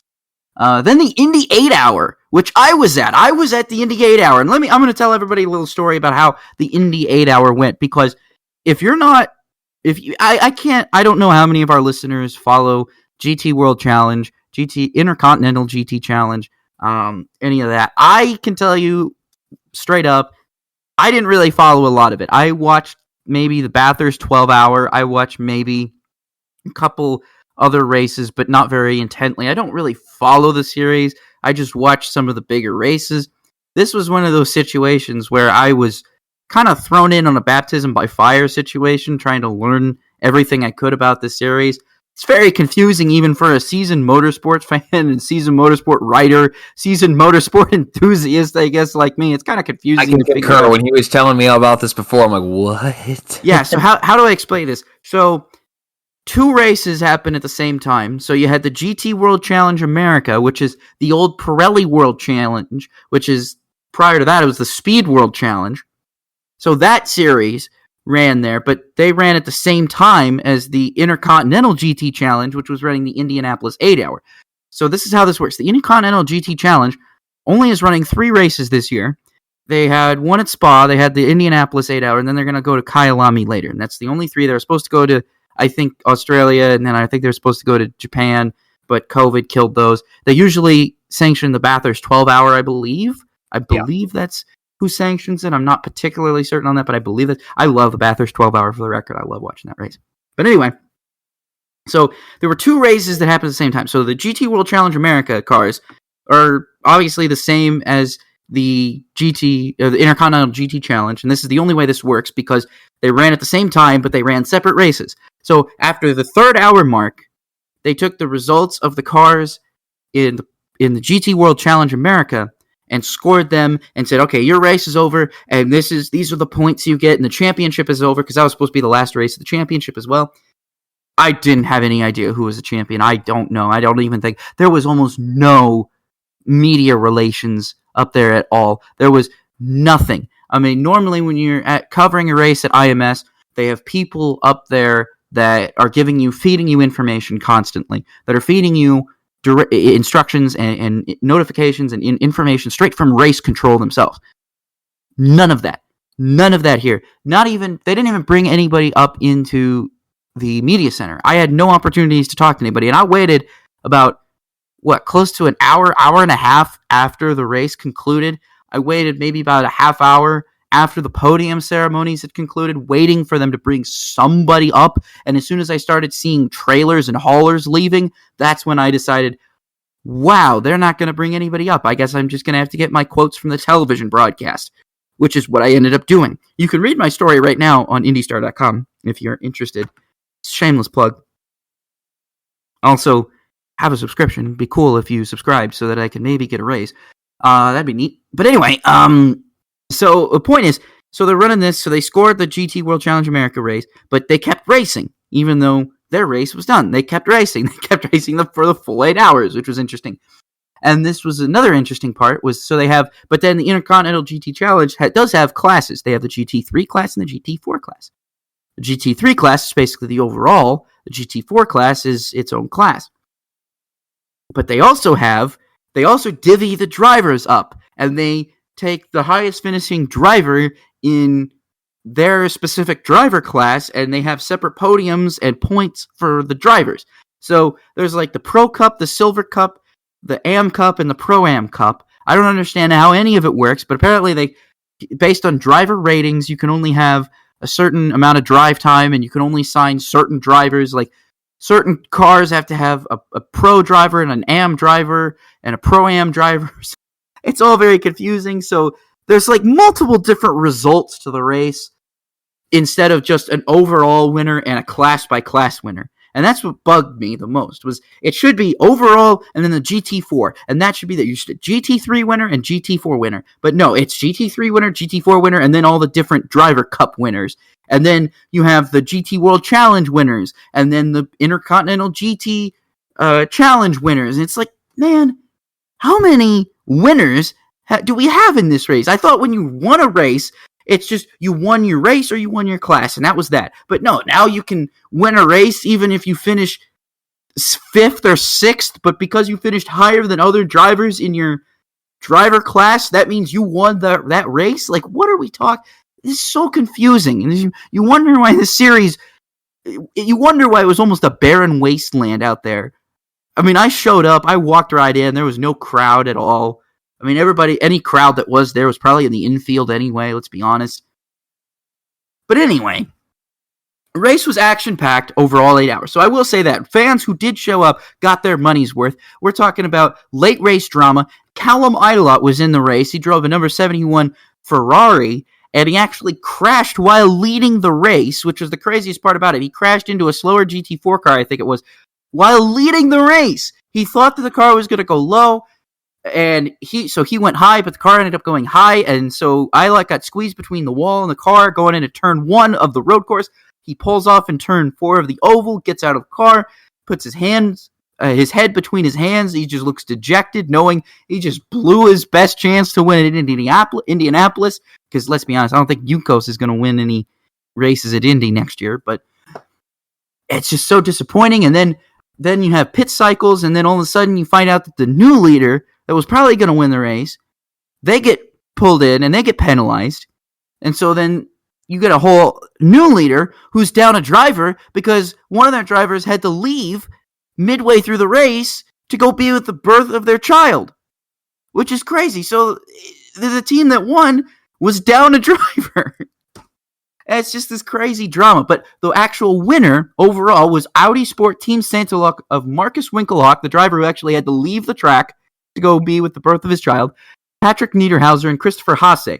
Those drivers won overall. And then in GT4 was Bimmer World Racing of Bill Auberlen, Chandler Hall, and James Clay. Bill Auberlen definitely got some redemption. Winning at Indianapolis is probably good consolation. I said this in my story because if you watch the IMSA GT Challenge race at VIR last week, it was on before the Xfinity Roval race from Charlotte on NBC. If you watch that race, you know that Auberlen had his race and his championship hopes go up in smoke when he collided with one of the Corvettes late in the race with like 10 minutes to go or something in that race, I think.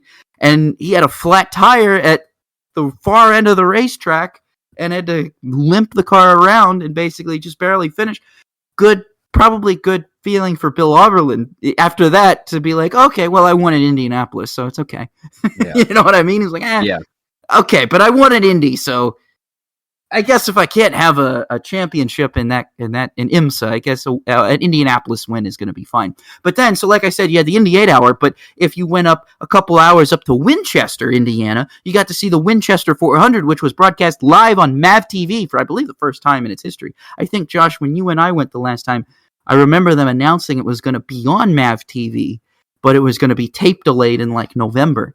So this time it was actually live on MAV TV, and it wasn't put behind a paywall like on MAV TV Plus. It was on the actual big MAV TV. I set a DVR for it. I was so happy. And I switched back and forth because obviously that was much more entertaining than the Cup race. And it came down to the last lap, last turn, basically, almost.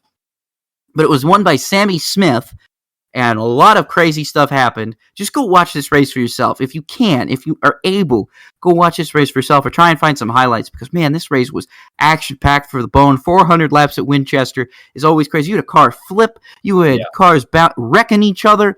Just everything that you would expect out of a short-track late-model race you had out at Winchester. So I think that being said, let's move on to our outstanding performance, and we'll go ahead and say, Josh, you can go ahead and start. Who is your outstanding performance from this weekend? I'm going to give mine to Eric Jones. He earned a 12th place finish at Texas. And that's his and Richard Petty Motorsports' fourth top 20 finish in 5 races, and his third top 15 in 5 races. I don't know. I did not expect this out of this team this year. They've actually had, I went back and counted, they have 19 top 20 finishes in 2021. I would not have guessed that. And here's a team that recently earned their best finish was at Indy Road Course of a 7th. They're running well. And he's coming back next year, and hopefully they can continue to build. Obviously, the new car, unknowns, what that's going to bring to each and every team, not just a team like Richard Petty Motorsports, but can they keep up this late season surge, if you will, in the last 3 races, and then allow that to kind of carry over in confidence-wise into 2022. So, good shout to him. I don't think anyone really had this team running this well this year, and they've outperformed my expectations, just like we were just talking about a little bit with Trackhouse and 2311 Racing. I think Eric Jones and RPM have outperformed a lot of people's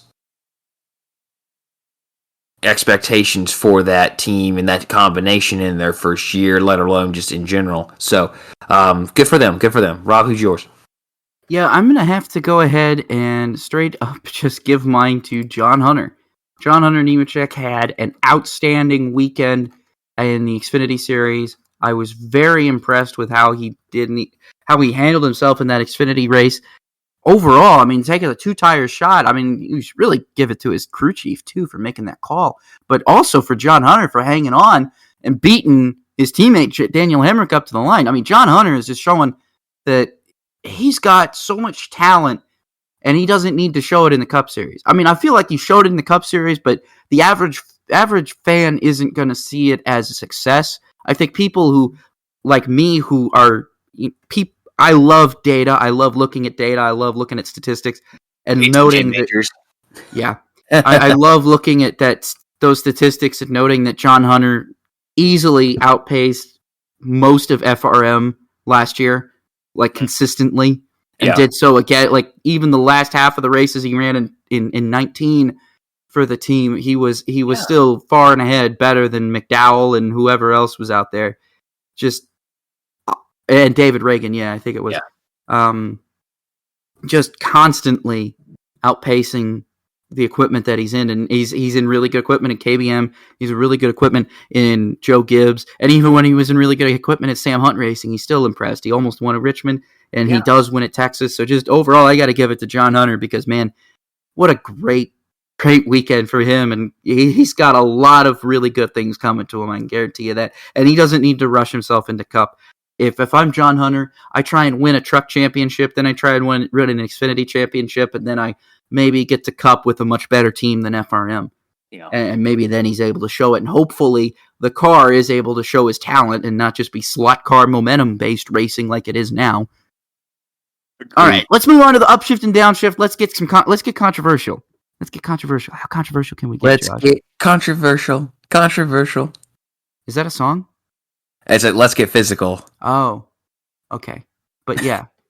All right. Upshift, downshift. Upshift, you agree. Downshift, you disagree. Use the hashtag RobinRoller. Tweet us at RobinRoller, ROBANDROLLER. Tell us your thoughts on the upshift, downshift, whether or not you upshift or whether or not you downshift or whether or not you shove it into neutral. What are your thoughts on these? And also, by the way, there's a neat little thing Anchor is letting me do now sometimes. Sometimes. It didn't work for the last podcast, and I'm going to keep trying to see how many times I could get it to work. But if you are a Spotify user and you are listening to this podcast on Spotify, sometimes now Anchor is allowing you to insert Q&A questions right in the app. So what I'm going to try and do is I'm going to pick what I think is the best question. I'm going to put it in there. So if you're a Spotify user, as soon as we get to this, and as soon as you hear Josh and I's points of view, feel free to submit your answer to the upshift and downshift question, and maybe we'll read it on the air. We'll talk about it, or we'll tweet about it, something. Make sure you do that if it's there. I don't know if Anchor's going to let me do it on this podcast. Maybe it will, maybe it won't. I haven't uploaded yet as the time I'm speaking, but we'll see what happens. But anyway, upshift, downshift, going on for our first one. Our first question is, races at Texas Motor Speedway should remain 500 miles long in the future. Do you upshift or downshift this, Josh? I'm going to downshift. Texas Motor Speedway.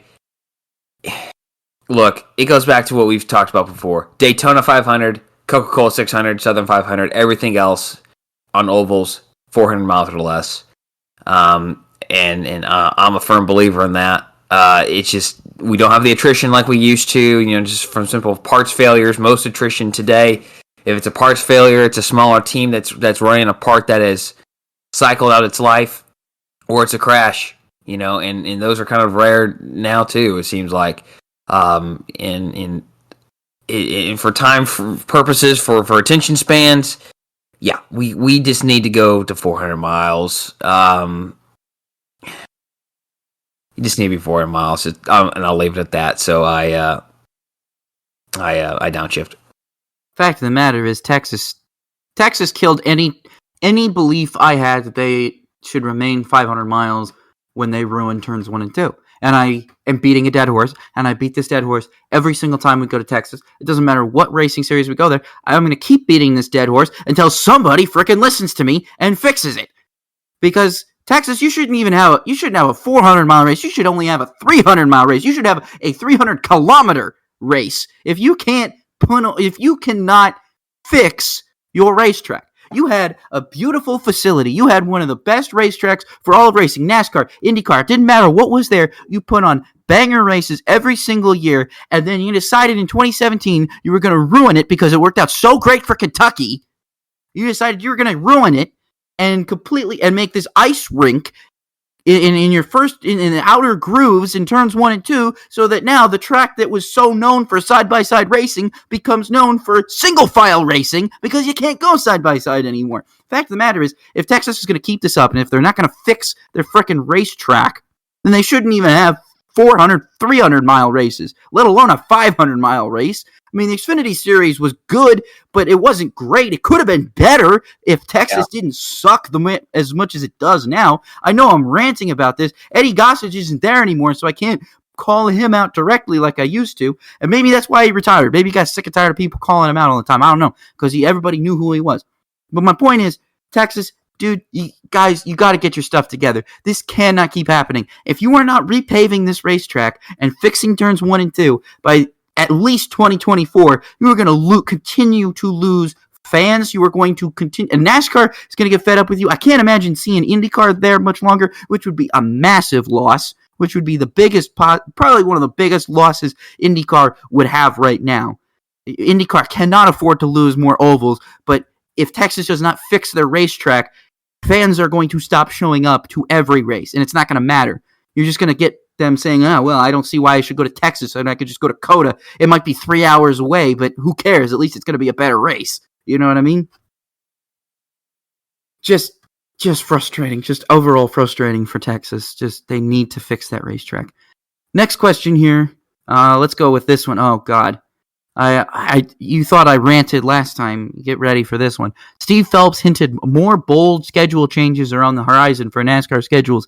2 exhibition races, the Clash and the All-Star race, have a relevant future on the schedule. Do you upshift or downshift this, Josh? I downshift. And I'll give it a pass. I think if you want to have a season opening exhibition race, that I think you need to combine the 2 events myself. I think you need to say, if we're going to have a season opening exhibition race to not set the tone, because I don't know if that's relevant anymore unless you're going to run it on the Daytona Oval. But if you're going to take it to different locations and you want to take it to a bull ring, or you want to take it to a short track, you want to put it in a stadium, you got to rotate it. You can't. I don't think the Los Angeles Memorial Coliseum could work for a year or 2. Then are you going to take it up to say Minnesota? You're going to run in the bank. What's it up there? U.S. Bank Stadium up at there in Minneapolis. Are you going to take it to Detroit, downtown Detroit? You can't really put it in the Meadowlands in February. That may not work. But are you going to do something like that? Or are you going to put it across the way there in Daytona and run at New Smyrna Speedway?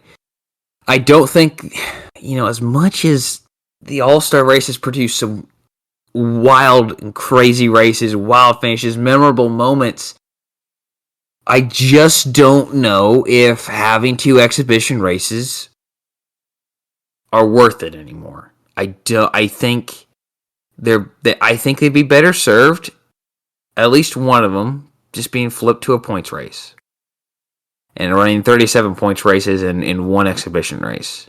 I don't know. We're the only race that runs an exhibition race to begin with, and we have 2 of them, and they've lost their luster.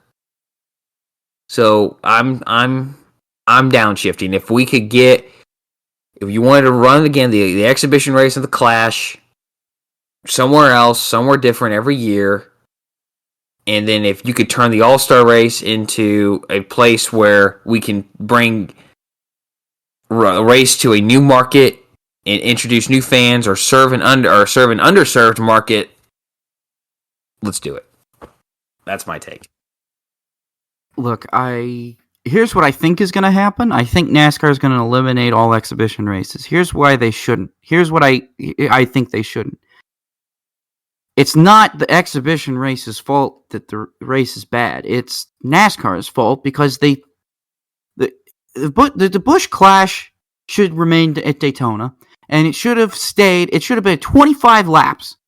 It should have been a 25-lap sprint between all the pole sitters from the last race. And that's that.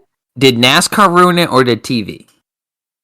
You could argue that both did. I would argue that both did. I would argue that both TV and NASCAR did.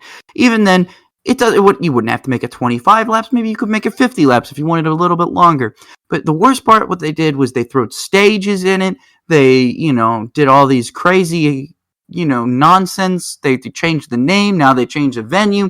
Now they changed whether or not it was on the oval or the road course. All that crap. When it should have just stayed very simple to what it was. Hey, you win a pole last year. Guess what? You get to test your race car before everybody else does in race conditions at Daytona. That should have been it. You get 50 laps to go out there and test your race car. And the All-Star race, why they ruined the All-Star race? Because it doesn't matter as much. They don't pay out as much. The drivers don't really care. It's not relevant. It's not worth it for the teams. $1 million in 2021 doesn't mean $1 million in 1992. Right.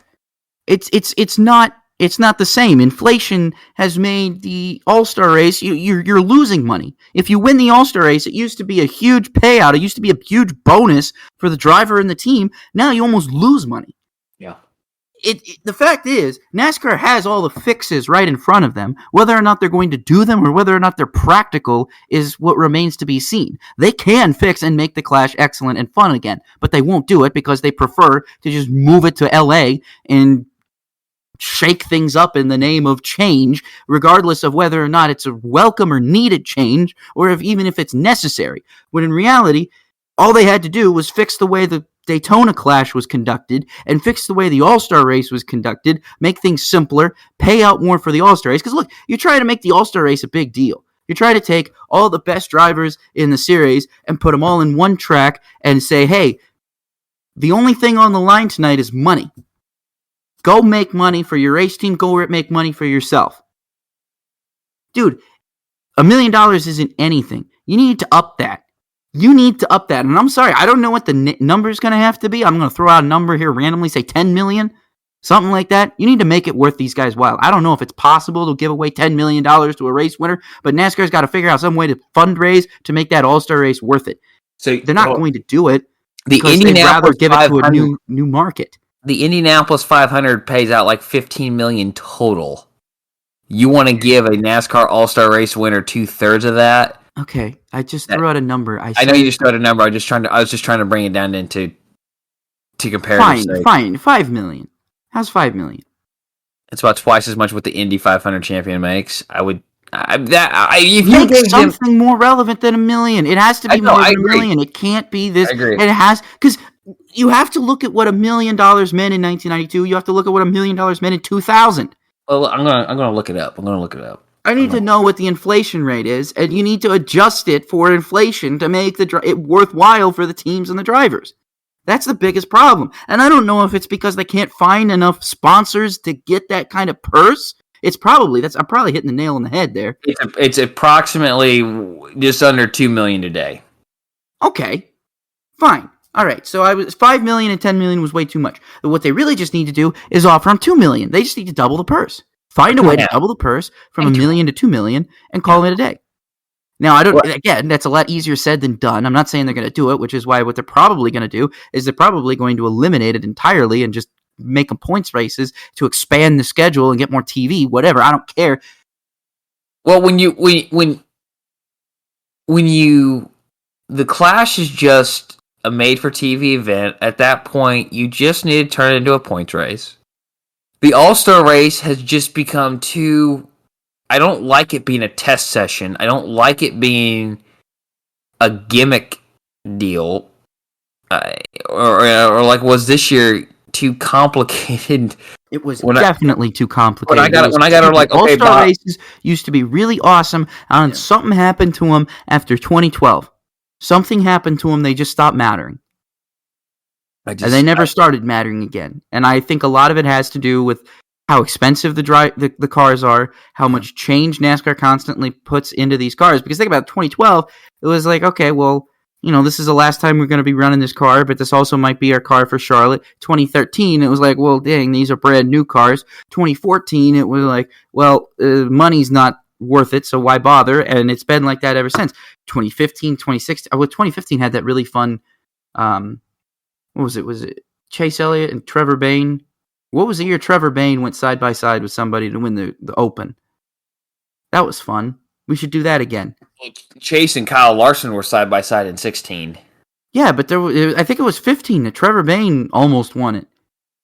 And it was like, holy cow, what? Trevor Bayne is relevant again? What year is it? I guess that is it 2011 again? Is Trevor Bayne relevant? I don't know. I don't know, but that was fun. But look, the fact of the matter is they need double the purse, and they need to make these races mean something again, because I think it can be done. They just don't want to. I don't think they want to. I think their priorities are in a different place right now, and it's disappointing for fans like me who like the status quo, and it's great for fans. I'm not going to put you into that group unless you want to be put into that group, but it's great for fans elsewhere that love changes and didn't like what they were being given. Well, why did Sears and Kmart fail? There's a lot of reasons, but they stuck with the management. They stuck with the status quo, and they didn't adapt to change in the changing world. If NASCAR fails to do that, they will die with just the competitiveness of the sports world, and then you need to take into consideration the uncertainness of the automobile industry. Personally, I would argue the opposite if you look at IndyCar. IndyCar is going back to what made it popular in the first place, and look at the growth that they've had over the last 10 years. IndyCar is going away from they're going back to the status quo. They're going kart.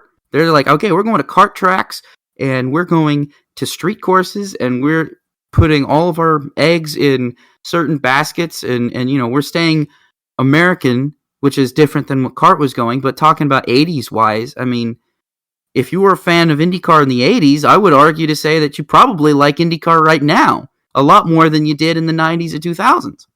I see what you're saying, but I just think you're talking about two different beasts when it comes to NASCAR and IndyCar. I do think a lot of it is TV, and if NASCAR is wanting to get the most out of TV, and they know that things are going to be dictated by that, well, let's fix it. Let's try to dictate it as much we can, and I think dictating it is getting rid of those races and just turning them into points races and going to a new market. I mean, if that's what the new fans want, then that's I have nothing to say about that. But for me as a race fan, as a NASCAR fan, speaking as a NASCAR fan, not as a NASCAR journalist or from my normal unbiased point of view that I would normally have in one of these situations, I don't like that. And I'm going to stick with that I liked NASCAR and what it was probably up until about 16, 17. 16, 17, around then is when it really started to get different and hard for me to enjoy every week like I used to. And I don't know what the future holds, what 22 is going to be like, but man, and what 23 is. But man, it's just going to be weird, not watching NASCAR the same way. And I know we're trending that way, and I know that's been kind of the main topic of my spiels this whole week. Is I feel like people listening to this are probably like, God, Rob is such an old fuddy-duddy. He's always stuck in the past. He needs to get with the times. It's like, I'm not against a lot of the stuff NASCAR is doing. I just don't like it. I understand why they're doing it. I get it. I'm not against it. I mean, if I was in their position, I'd probably do the same thing. That doesn't mean I like it. You know what I mean? There's a difference. Just because I get it doesn't mean I like it. Your heart's saying one thing and your brain's saying another. Yeah. I would prefer them to not change the number placement. It would make it a lot easier for me to accept the changes that are coming. Because at least, again, my philosophy is for everything that changes, you have to have at least one thing stay the same in order to appeal to as many people as you can. And I feel like NASCAR is kind of not adhering to that. Not the saying that they have to, but they're definitely not adhering to that for all the changes for next year, which has, again, created this kind of, like, not really moral dilemma, but like a significant dilemma for myself as a fan, where it's kind of like something I've loved and enjoyed and admired and watched every single Sunday since before I could walk, I guess, is going in a completely different direction that is totally different from what I'm used to. And me being the way I am, that's not exactly appealing to me. For other people who are open to that and wanted this, they're probably excited and looking forward to the future, and that's fine. But for me, it's going to take me a long time to adapt to this. And even then, after the race, I'm still going to type in on YouTube 2006 NASCAR, 2004 NASCAR, 2005 NASCAR, and just pick something to watch because that's what I'm going to need in order to make myself remember why I love this. You know what I mean? I'm sorry, I'm getting off topic, but golly, this is the only outlet I have to talk about this. So all of this stuff, like, I can't go and tell my mom this. I can't tell my fiance this. I can't go tell my boss this. Nobody else is going to listen to this except people like you who are going to listen to my whining, my complaining about my my personal dilemma of how do I enjoy NASCAR next year? Like, what am I going to do to help myself enjoy NASCAR? Like, I am running out of time. I have 3 races to really figure out how I'm going to enjoy next year. How am I going to handle and deal with the Clash not being what I like and what I know it as? How am I going to deal with these numbers being the way they are? How am I going to deal with these cars sounding differently and being slower? How am I going to handle all of that? That is a lot that I have to just process, and it's taking me a while. And that's why this stuff is very important to me, because NASCAR has been pretty much the center of my world, like I said, before I could walk. This is all a lot for me, and these upshift, downshift questions really open these kind of wounds to me, where I'm just like, dang, I'm glad we have a little extra time, and now I just killed all of our extra time. Way to go. We were making great time, and then I just killed it with that rant, so I don't even remember if I upshifted or downshifted. I guess I'm going into neutral because I guess.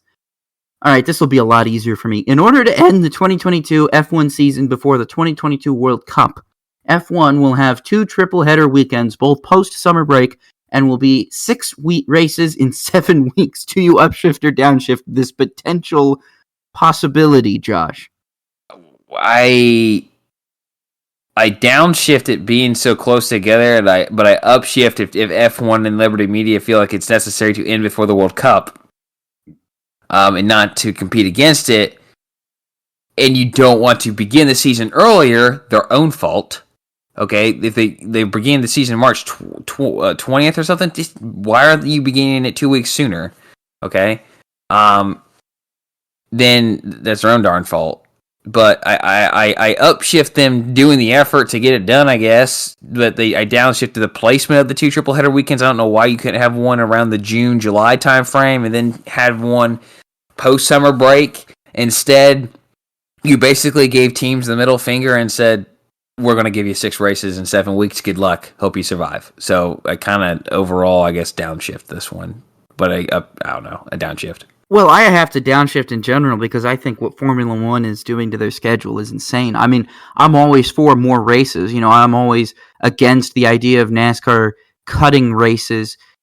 But with Formula One, it's too much for the teams. It's too much for the drivers. I mean, this isn't like NASCAR where you're going cross country, where you can take a charter plane or private plane and get back to your home for the week and then fly back out to the racetrack on Thursday or something. You know what I mean? This isn't like that. This is a lot more. This is moving things from country to country, going through customs, going through multiple different airports, traveling, driving, all of this stuff. I mean, it's a lot on these teams and these drivers.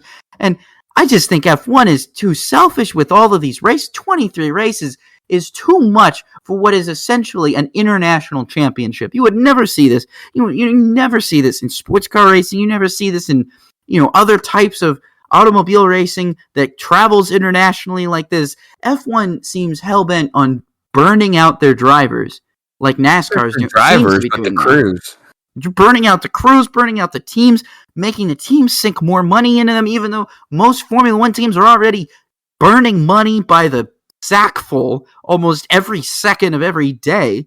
It just blows my mind why they think they want to do this. So I have to downshift. There's too much. Too many triple headers, too many of that. I already didn't like the idea of the triple header. I thought it was too hard on the teams. It's great for the fans, but at the end of the day, without the teams, there's no racing. It's great without the fans. There's no racing either, but there's really no racing if there's no teams.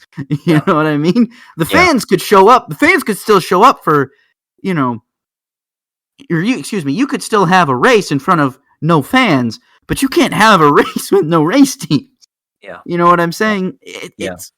F1 needs to cut back on the schedule expansion and really focus on the races that they have and not adding more that are just going to end up abandoned in a couple of years. Like I can foresee Jeddah being, and I can foresee, we already know that Hanoi, the Vietnam track, is abandoned. Korea's got an abandoned racetrack. India's got an abandoned racetrack. Malaysia's now got an abandoned racetrack. They've given up on Germany. You've got 2 now. I'm not calling them abandoned just because they don't have Formula One there anymore. I'm talking about the tracks that quite literally abandoned, that would be lucky to host a swap meet. You know what I mean? Yeah. It's just F1 needs to chill. F1 needs to cool it. They're blowing through too much money trying to make the sport bigger when it already is big. They're trying to make it bigger in the U.S. when it's already big internationally. Like, the U.S. is always going to be different than the international audience. The U.S. is always going to be weird. The international audience, they love soccer. The U.S. doesn't care. The U.S., the international, they have netball, and that's not even that popular. U.S., we have basketball, and it's more popular than freaking anything. The international population, they have cricket. And they love cricket. I love cricket. But over here, nah. You try to talk cricket to somebody, they don't know what the hell you're talking about, and they make fun of you for not being a baseball fan. And then most of the time now, you're getting made fun of for being a baseball fan. It doesn't make sense. The U.S. landscape doesn't make sense. Nobody should even try and make sense of it. What F1 is trying to do is, it's either going to work out or fail horribly. And I think right now it's leaning towards the latter. Last question here, I guess. Oh, that's right. I'm still leading. I'm still leading. All right. Final question. And this is very interesting. So I'm going to let Josh answer this first, and then I'm going to take over, and then I'm going to let Josh finish the show. NASCAR Cup Series drivers will one day step back into the NASCAR Xfinity Series for better racing opportunities. Do you upshift or downshift this, Josh? I downshift. And here's why. I think a series of events is going to happen where if they continue to have the type of racing product that we saw on Sunday, eventually the drivers are all going to come together and say, "Look, we've got to bust through a bunch of walls. We got to bust our way up to the executive office at NASCAR and say through our teams, our team managers, through our team owners, through our manufacturers, and say, look." This isn't what we want. This isn't what we signed up for. This isn't what racing is. This is, I don't know what to call it. Organized. Organized. I don't even know. I can't even think of a word for it, to be honest. But I think the drivers are going to one day just kind of organize, not organize as in a union, but organize together and say, look, we need to fix this because this isn't right. The racing in the lower divisions are better. You already have drivers, which I'm sure you'll name drop, namely AJ Allmendinger and Kyle Busch, who are obviously pointing out that the Xfinity Series is better right now. They have both said that publicly. Yeah, they have both said it publicly, and I could see maybe one or two saying, you know what, I got 5 years left, I'm going to go down there. I'm going to pull an Elliott Sadler, and I'm going to go down there, and I'm going to run some races and win some races or compete for a championship there. But as a whole, are you going to see the entire series go down or a really massive drivers? No. Because I think there will come a point where there's a breaking point where they have to say,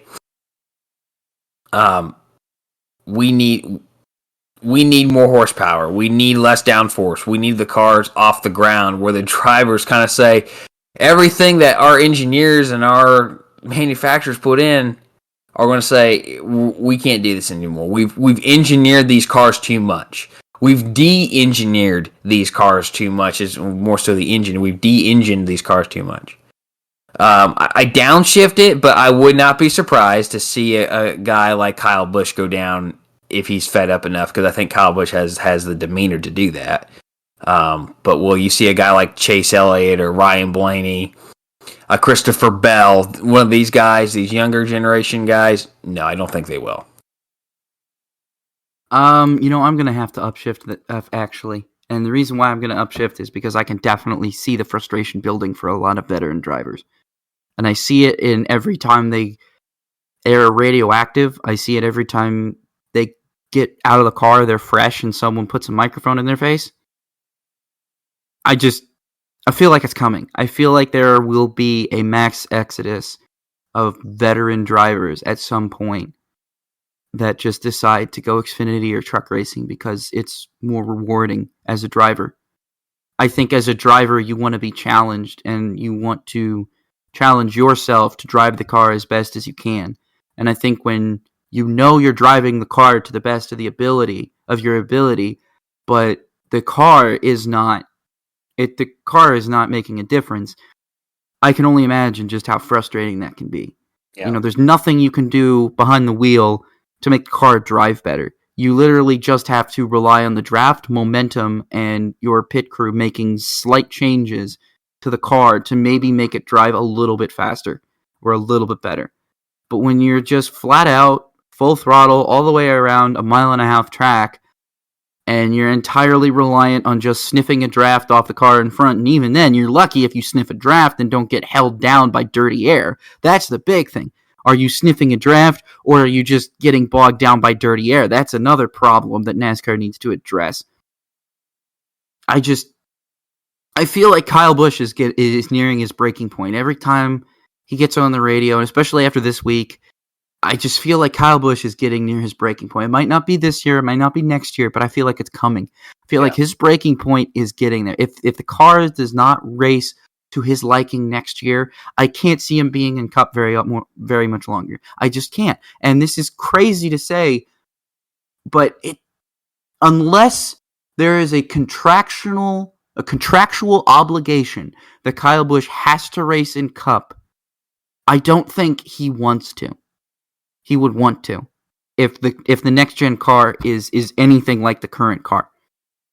I think Kyle Busch is going to renegotiate a contract. Now, this is a speculation. I'm throwing things out. I am reading his body language and making this speculation. I just think I just don't see how, as a driver, you can race these current Cup cars and feel satisfied that you're doing everything that you can. You can't sit here and tell me that Kyle Larson is happy. He might be winning, and he might be having a career year, and he might be the favorite to win the championship, but you cannot sit here and tell me that he is having fun racing those cars. If he was truthfully having fun racing those cars, he wouldn't be trying to get out of it running dirt every chance he got. I saw Kyle Larson.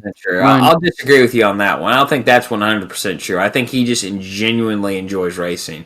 I'm saying that if you gave him the choice, I'm saying if you ask Kyle Larson, what do you enjoy racing more, a dirt car or a Cup car? I think he's going to say the dirt car. I think if the Cup car ran a little bit better and raced a little bit more like when he first actually got into NASCAR Cup Series in 2014, I think he'd say a different thing. I think he'd say, no, I like running Cup right now. But you can't... Look, every time I see Kyle Larson win a race, he doesn't seem as enthusiastic as when he gets out of a dirt car. His body language. I look at his body, and this is petty. This is nitpicking. This is probably... And this is why you can disagree with me, and I'm not going to fault you for disagreeing with me, because I am just assuming. I am just kind of BSing myself here a little bit. But I'm going based off how I watch Kyle Larson conduct himself. When I watched him get out of the car after the Stoops Pursuit and the BC39, he had this jovial glow to him. Whereas every time I see him get out of the Cup car, yeah, he's smiling. Yeah, he's happy.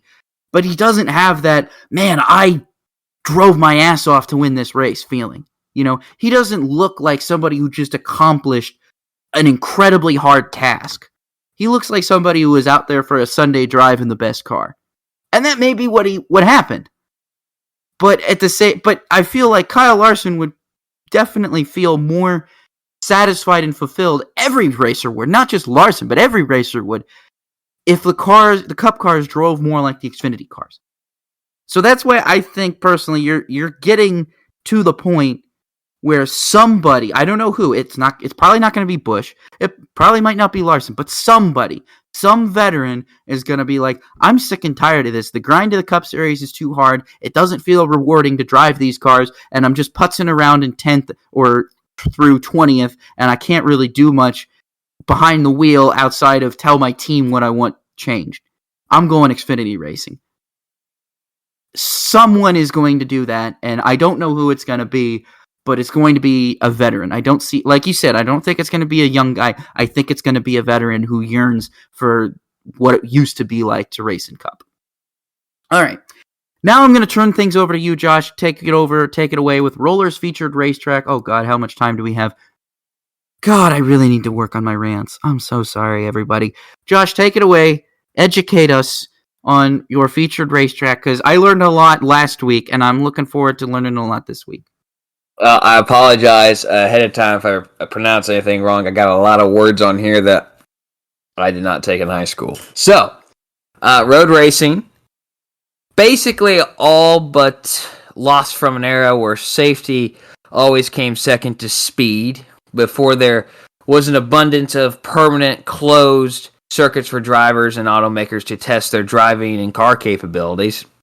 Streets were the stages for these tests. One of these temples of speed was located in the Champagne region of France near the village of Gueux. The circuit was named Reims-Gueux. So the origins of this track begins in 1925, when the first ever Grand Prix de la Marne was contested on August 2nd, 1925, on a 12-mile 20-kilometer long circuit, the circuit day being Noire.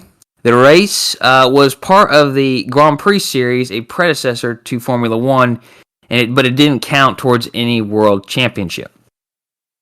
In 1926, the 1926 version of the race moved to the Reims Village area. The first Reims-Gueux circuit was born. The circuit was 4.865 miles long. It was effectively a triangular track, but two straights had kinks. One had a couple kinks in it. One just had the one. And this circuit would actually be used all the way through 1951. The Grand Prix de Le Mans was held at the Reims-Gueux from 1926 through 1937, with the exception of 1932. A Frenchman won every year, with the exception of 1928 and 1934, when Monaco national Louis Chiron won. Then this Grand Prix was held there one final time in 1952, 15 years after the last. So there was kind of World War II broke up for a while. Then it returned at a track I did not write down here for a few years before coming back.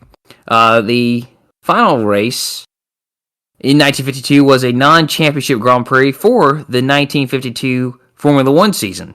So there was a laundry list of races that were run that year that were not World Championship counting, and this was one of them. Like, there's a lot of races. Like, back then they had tons of non-championship races. So not long after the first Grand Prix de Le Mans was held in 1926, a 12-hour race, 12 Hours of Reims, was born and is considered a direct ancestor of modern endurance racing.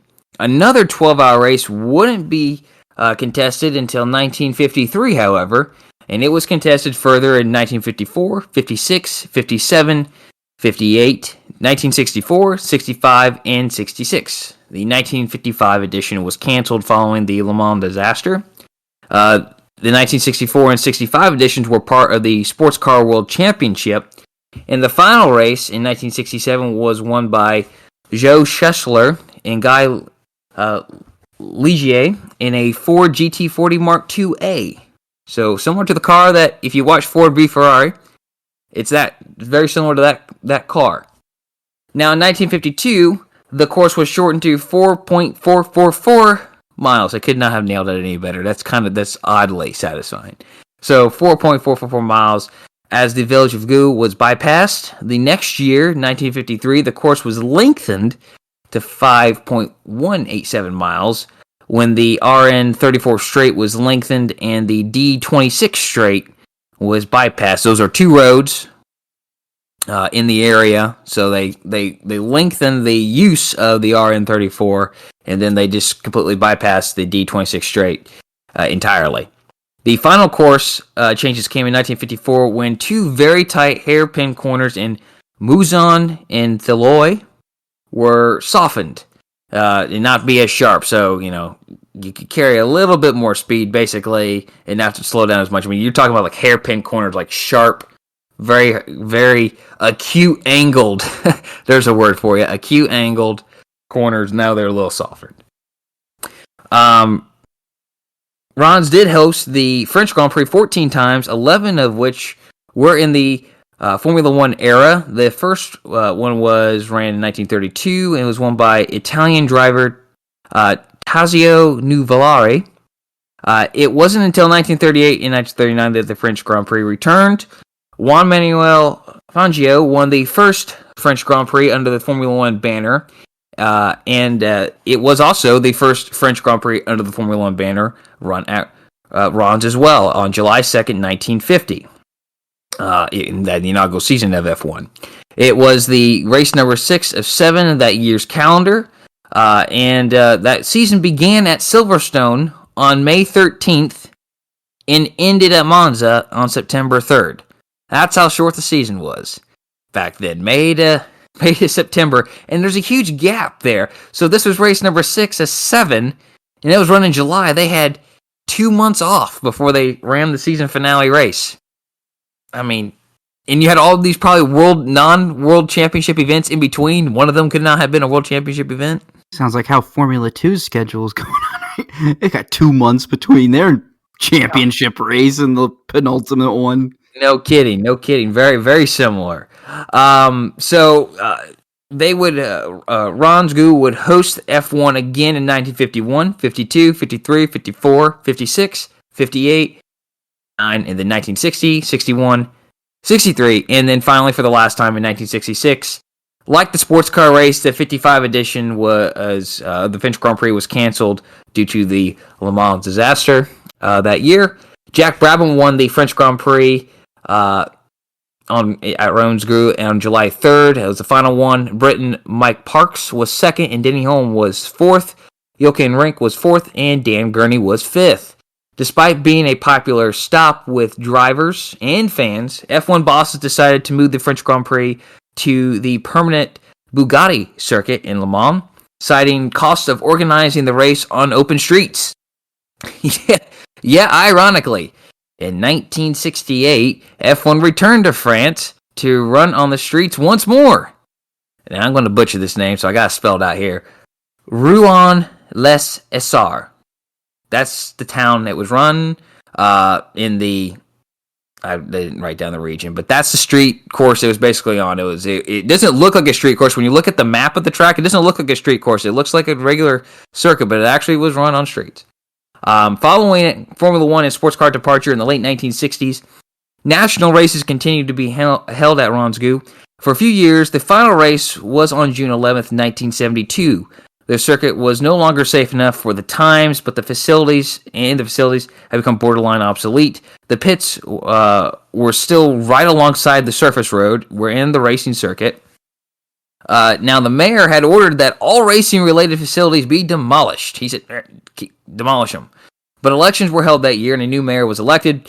The demolition had begun, but many of these structures were saved because the new guy said, hey, no, we're not going to demolish them. We're going to save them. The main grandstands and parts of the pit facility still stand to this day, and efforts are ongoing to restore and save the massive concrete structures for years to come. A group called the Friends of the Gueux Circuit has previously cleared the area of vegetation and given parts of the area new coats of paint. This includes a frame of a large scoreboard that was visible for much of the pit straight grandstands. So are you able to complete a lap on the old Reims-Gueux circuit today? Kinda. There have been numerous changes to the local road infrastructure, though much of the basic public road do remain. As I mentioned, the former pits and grandstands. You can still drive by them today. The N31 was upgraded to a dual highway, meaning the former straight between Mouzon and Deloy is now much wider, though it follows the original course. And though the Deloy corner is now a large roundabout and not just a intersection style, it is still possible to drive a lap around the original 1926 version through the center of Gueux and the 1952 variant of the circuit, except the old Garenne Junction, which was demolished as part of the N31 modernization. It is no longer possible to complete a lap of the circuit used from 1953 onwards, as the tarmac between Bretel Nord and Mouzon has been removed and ends in an open field. I guess if you wanted to try, and go for it, sure. Get a rally car, or I don't know. Alongside the road in this stretch is a small monument to pioneering Franco-Austrian racer Annie Bousquet. She died in a crash on the approach to Mouzon in the 1956 edition of the 12-hour race. And if you're ever in France, go to the village of Gueux and just head east on D27. That is the pit straight. And before you intersect the N31, you will pass the area. Again, the stands in the pits structures do remain. It's a monument to a long forgotten era of racing, and I can't imagine driving down the middle of the Indianapolis Motor Speedway front stretch and that being a public road. That'd just be crazy. That's kind of like what I first thought of. The equivalent to it kind of in this country, the United States, is going and driving the circuit of Long Beach or St. Petersburg. Really any street course, I guess. Really any street course. I guess those were really ones that popped in my mind, but this one is different because it does come from an era where the pits were right there on top of the circuit. The stands were right there on top of the circuit, and I couldn't imagine living in one village and going to the other village and working and driving past that every day. I feel like I would get a little lead-footed and just want to zoom past. So, This is cool. I actually had looked at this track before. I really hope I pronounced names right. If I didn't, I used Google to try to help me pronounce these things, and I know that's not always the most accurate way to do it, but I did try to look at a couple different ways, and I might have butchered it, even though I wrote things down before, and I apologize. But I'll just spell it for you, just in case. Like, what the heck track are you talking about? Reims-Gueux.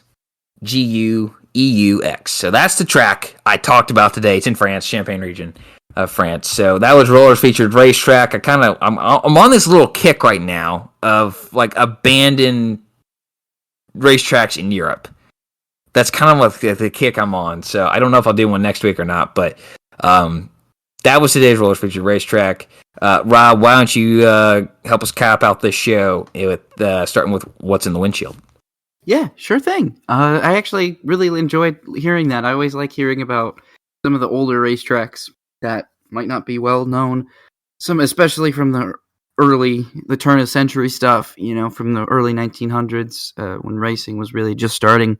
A lot of racing's very, very earliest history is very interesting, and a lot of that history is always fun to understand and learn. So thank you for that, Josh. I really, really appreciate you sharing that with us.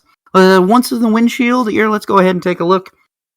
Formula One is at Circuit of the Americas this weekend, and hey, finally, I'll be able to watch a race that it'll be fun for me again. And so is Danica Patrick, who will participate in Sky Sports F1's coverage of the United States Grand Prix. Danica will be on, I believe, the commentary team. Did I read that right? I believe she's just going to be part of the broadcast. Yeah, I think so. I think that's what I read. Everybody should just stop and take a moment to remember that Danica's really, really good at commentary, at analysis. When she was doing SRX, it was really good. When she was doing NASCAR Xfinity stuff back for Fox back in the day, that was really good. I'm looking forward to this. The W Series also will conclude its 2021 season with a doubleheader in Austin, Texas. This comes after its race in Mexico was canceled due to COVID. Kansas Speedway hosts a NASCAR tripleheader. The ARCA Menard Series wraps up its season on Saturday night. Ty Gibbs holds a 26-point lead over Corey Heim in the championship. The Xfinity Series is also on Saturday before the Cup Series races on Sunday. So that is it for what's that, Josh? Josh has one more thing to add, everybody. I want to say, you talked about a race within a race earlier with the 8-hour and how complicated that is. I totally forgot about the rule that in every 5 races, if you complete 5 races in ARCA, you get an extra 50 points. Yeah, I have no way to respond to that. It's to me, I'm like, I didn't even know that was a rule. I didn't even know they did that. God, I remember reading about this like a year or two ago. But I totally forgot about it until now. So like, if you race the first 5 races, here's an extra 50 points. Great. Well, I understand it in rewarding teams running the full season, but it kind of makes the championship kind of a joke, doesn't it? If you're just rewarding teams 50 points for showing up and racing 5 races. I guess that's how Tim Richmond finishes 7 participation points for racing. Yeah, I don't understand it. It's just like, ARCA, why are you such a dumpster fire? I think the Cup Series is bad, and then I look at ARCA and I think, oh well, it could be worse. Yeah, you're exactly right. So okay. Sorry to ruin that for you. No, you're fine. But that's it for this week's show. Thank you guys so much for listening. Be sure to follow us on social media at rpeeters33, RPETERS33. Josh is at roller_01, ROLLER_01. And the show, like I said in the beginning, is at Robin Roller, spelled just as it sounds, ROBANDROLLER. Again, that's it for this show. Thank you guys so much for listening. We know we went a lot over, but hey, if you have stuff to say, let us know. Social media, like we just said, use the hashtag Robin Roller, interact with us. Sometimes certain episodes on Spotify will be able to have interactive questions right there and there, and you can play along your time. So thank you so much. For Josh Roller, my name is Rob Peeters, and this has been the Racing with Rob and Roller podcast. Have a great week, everybody.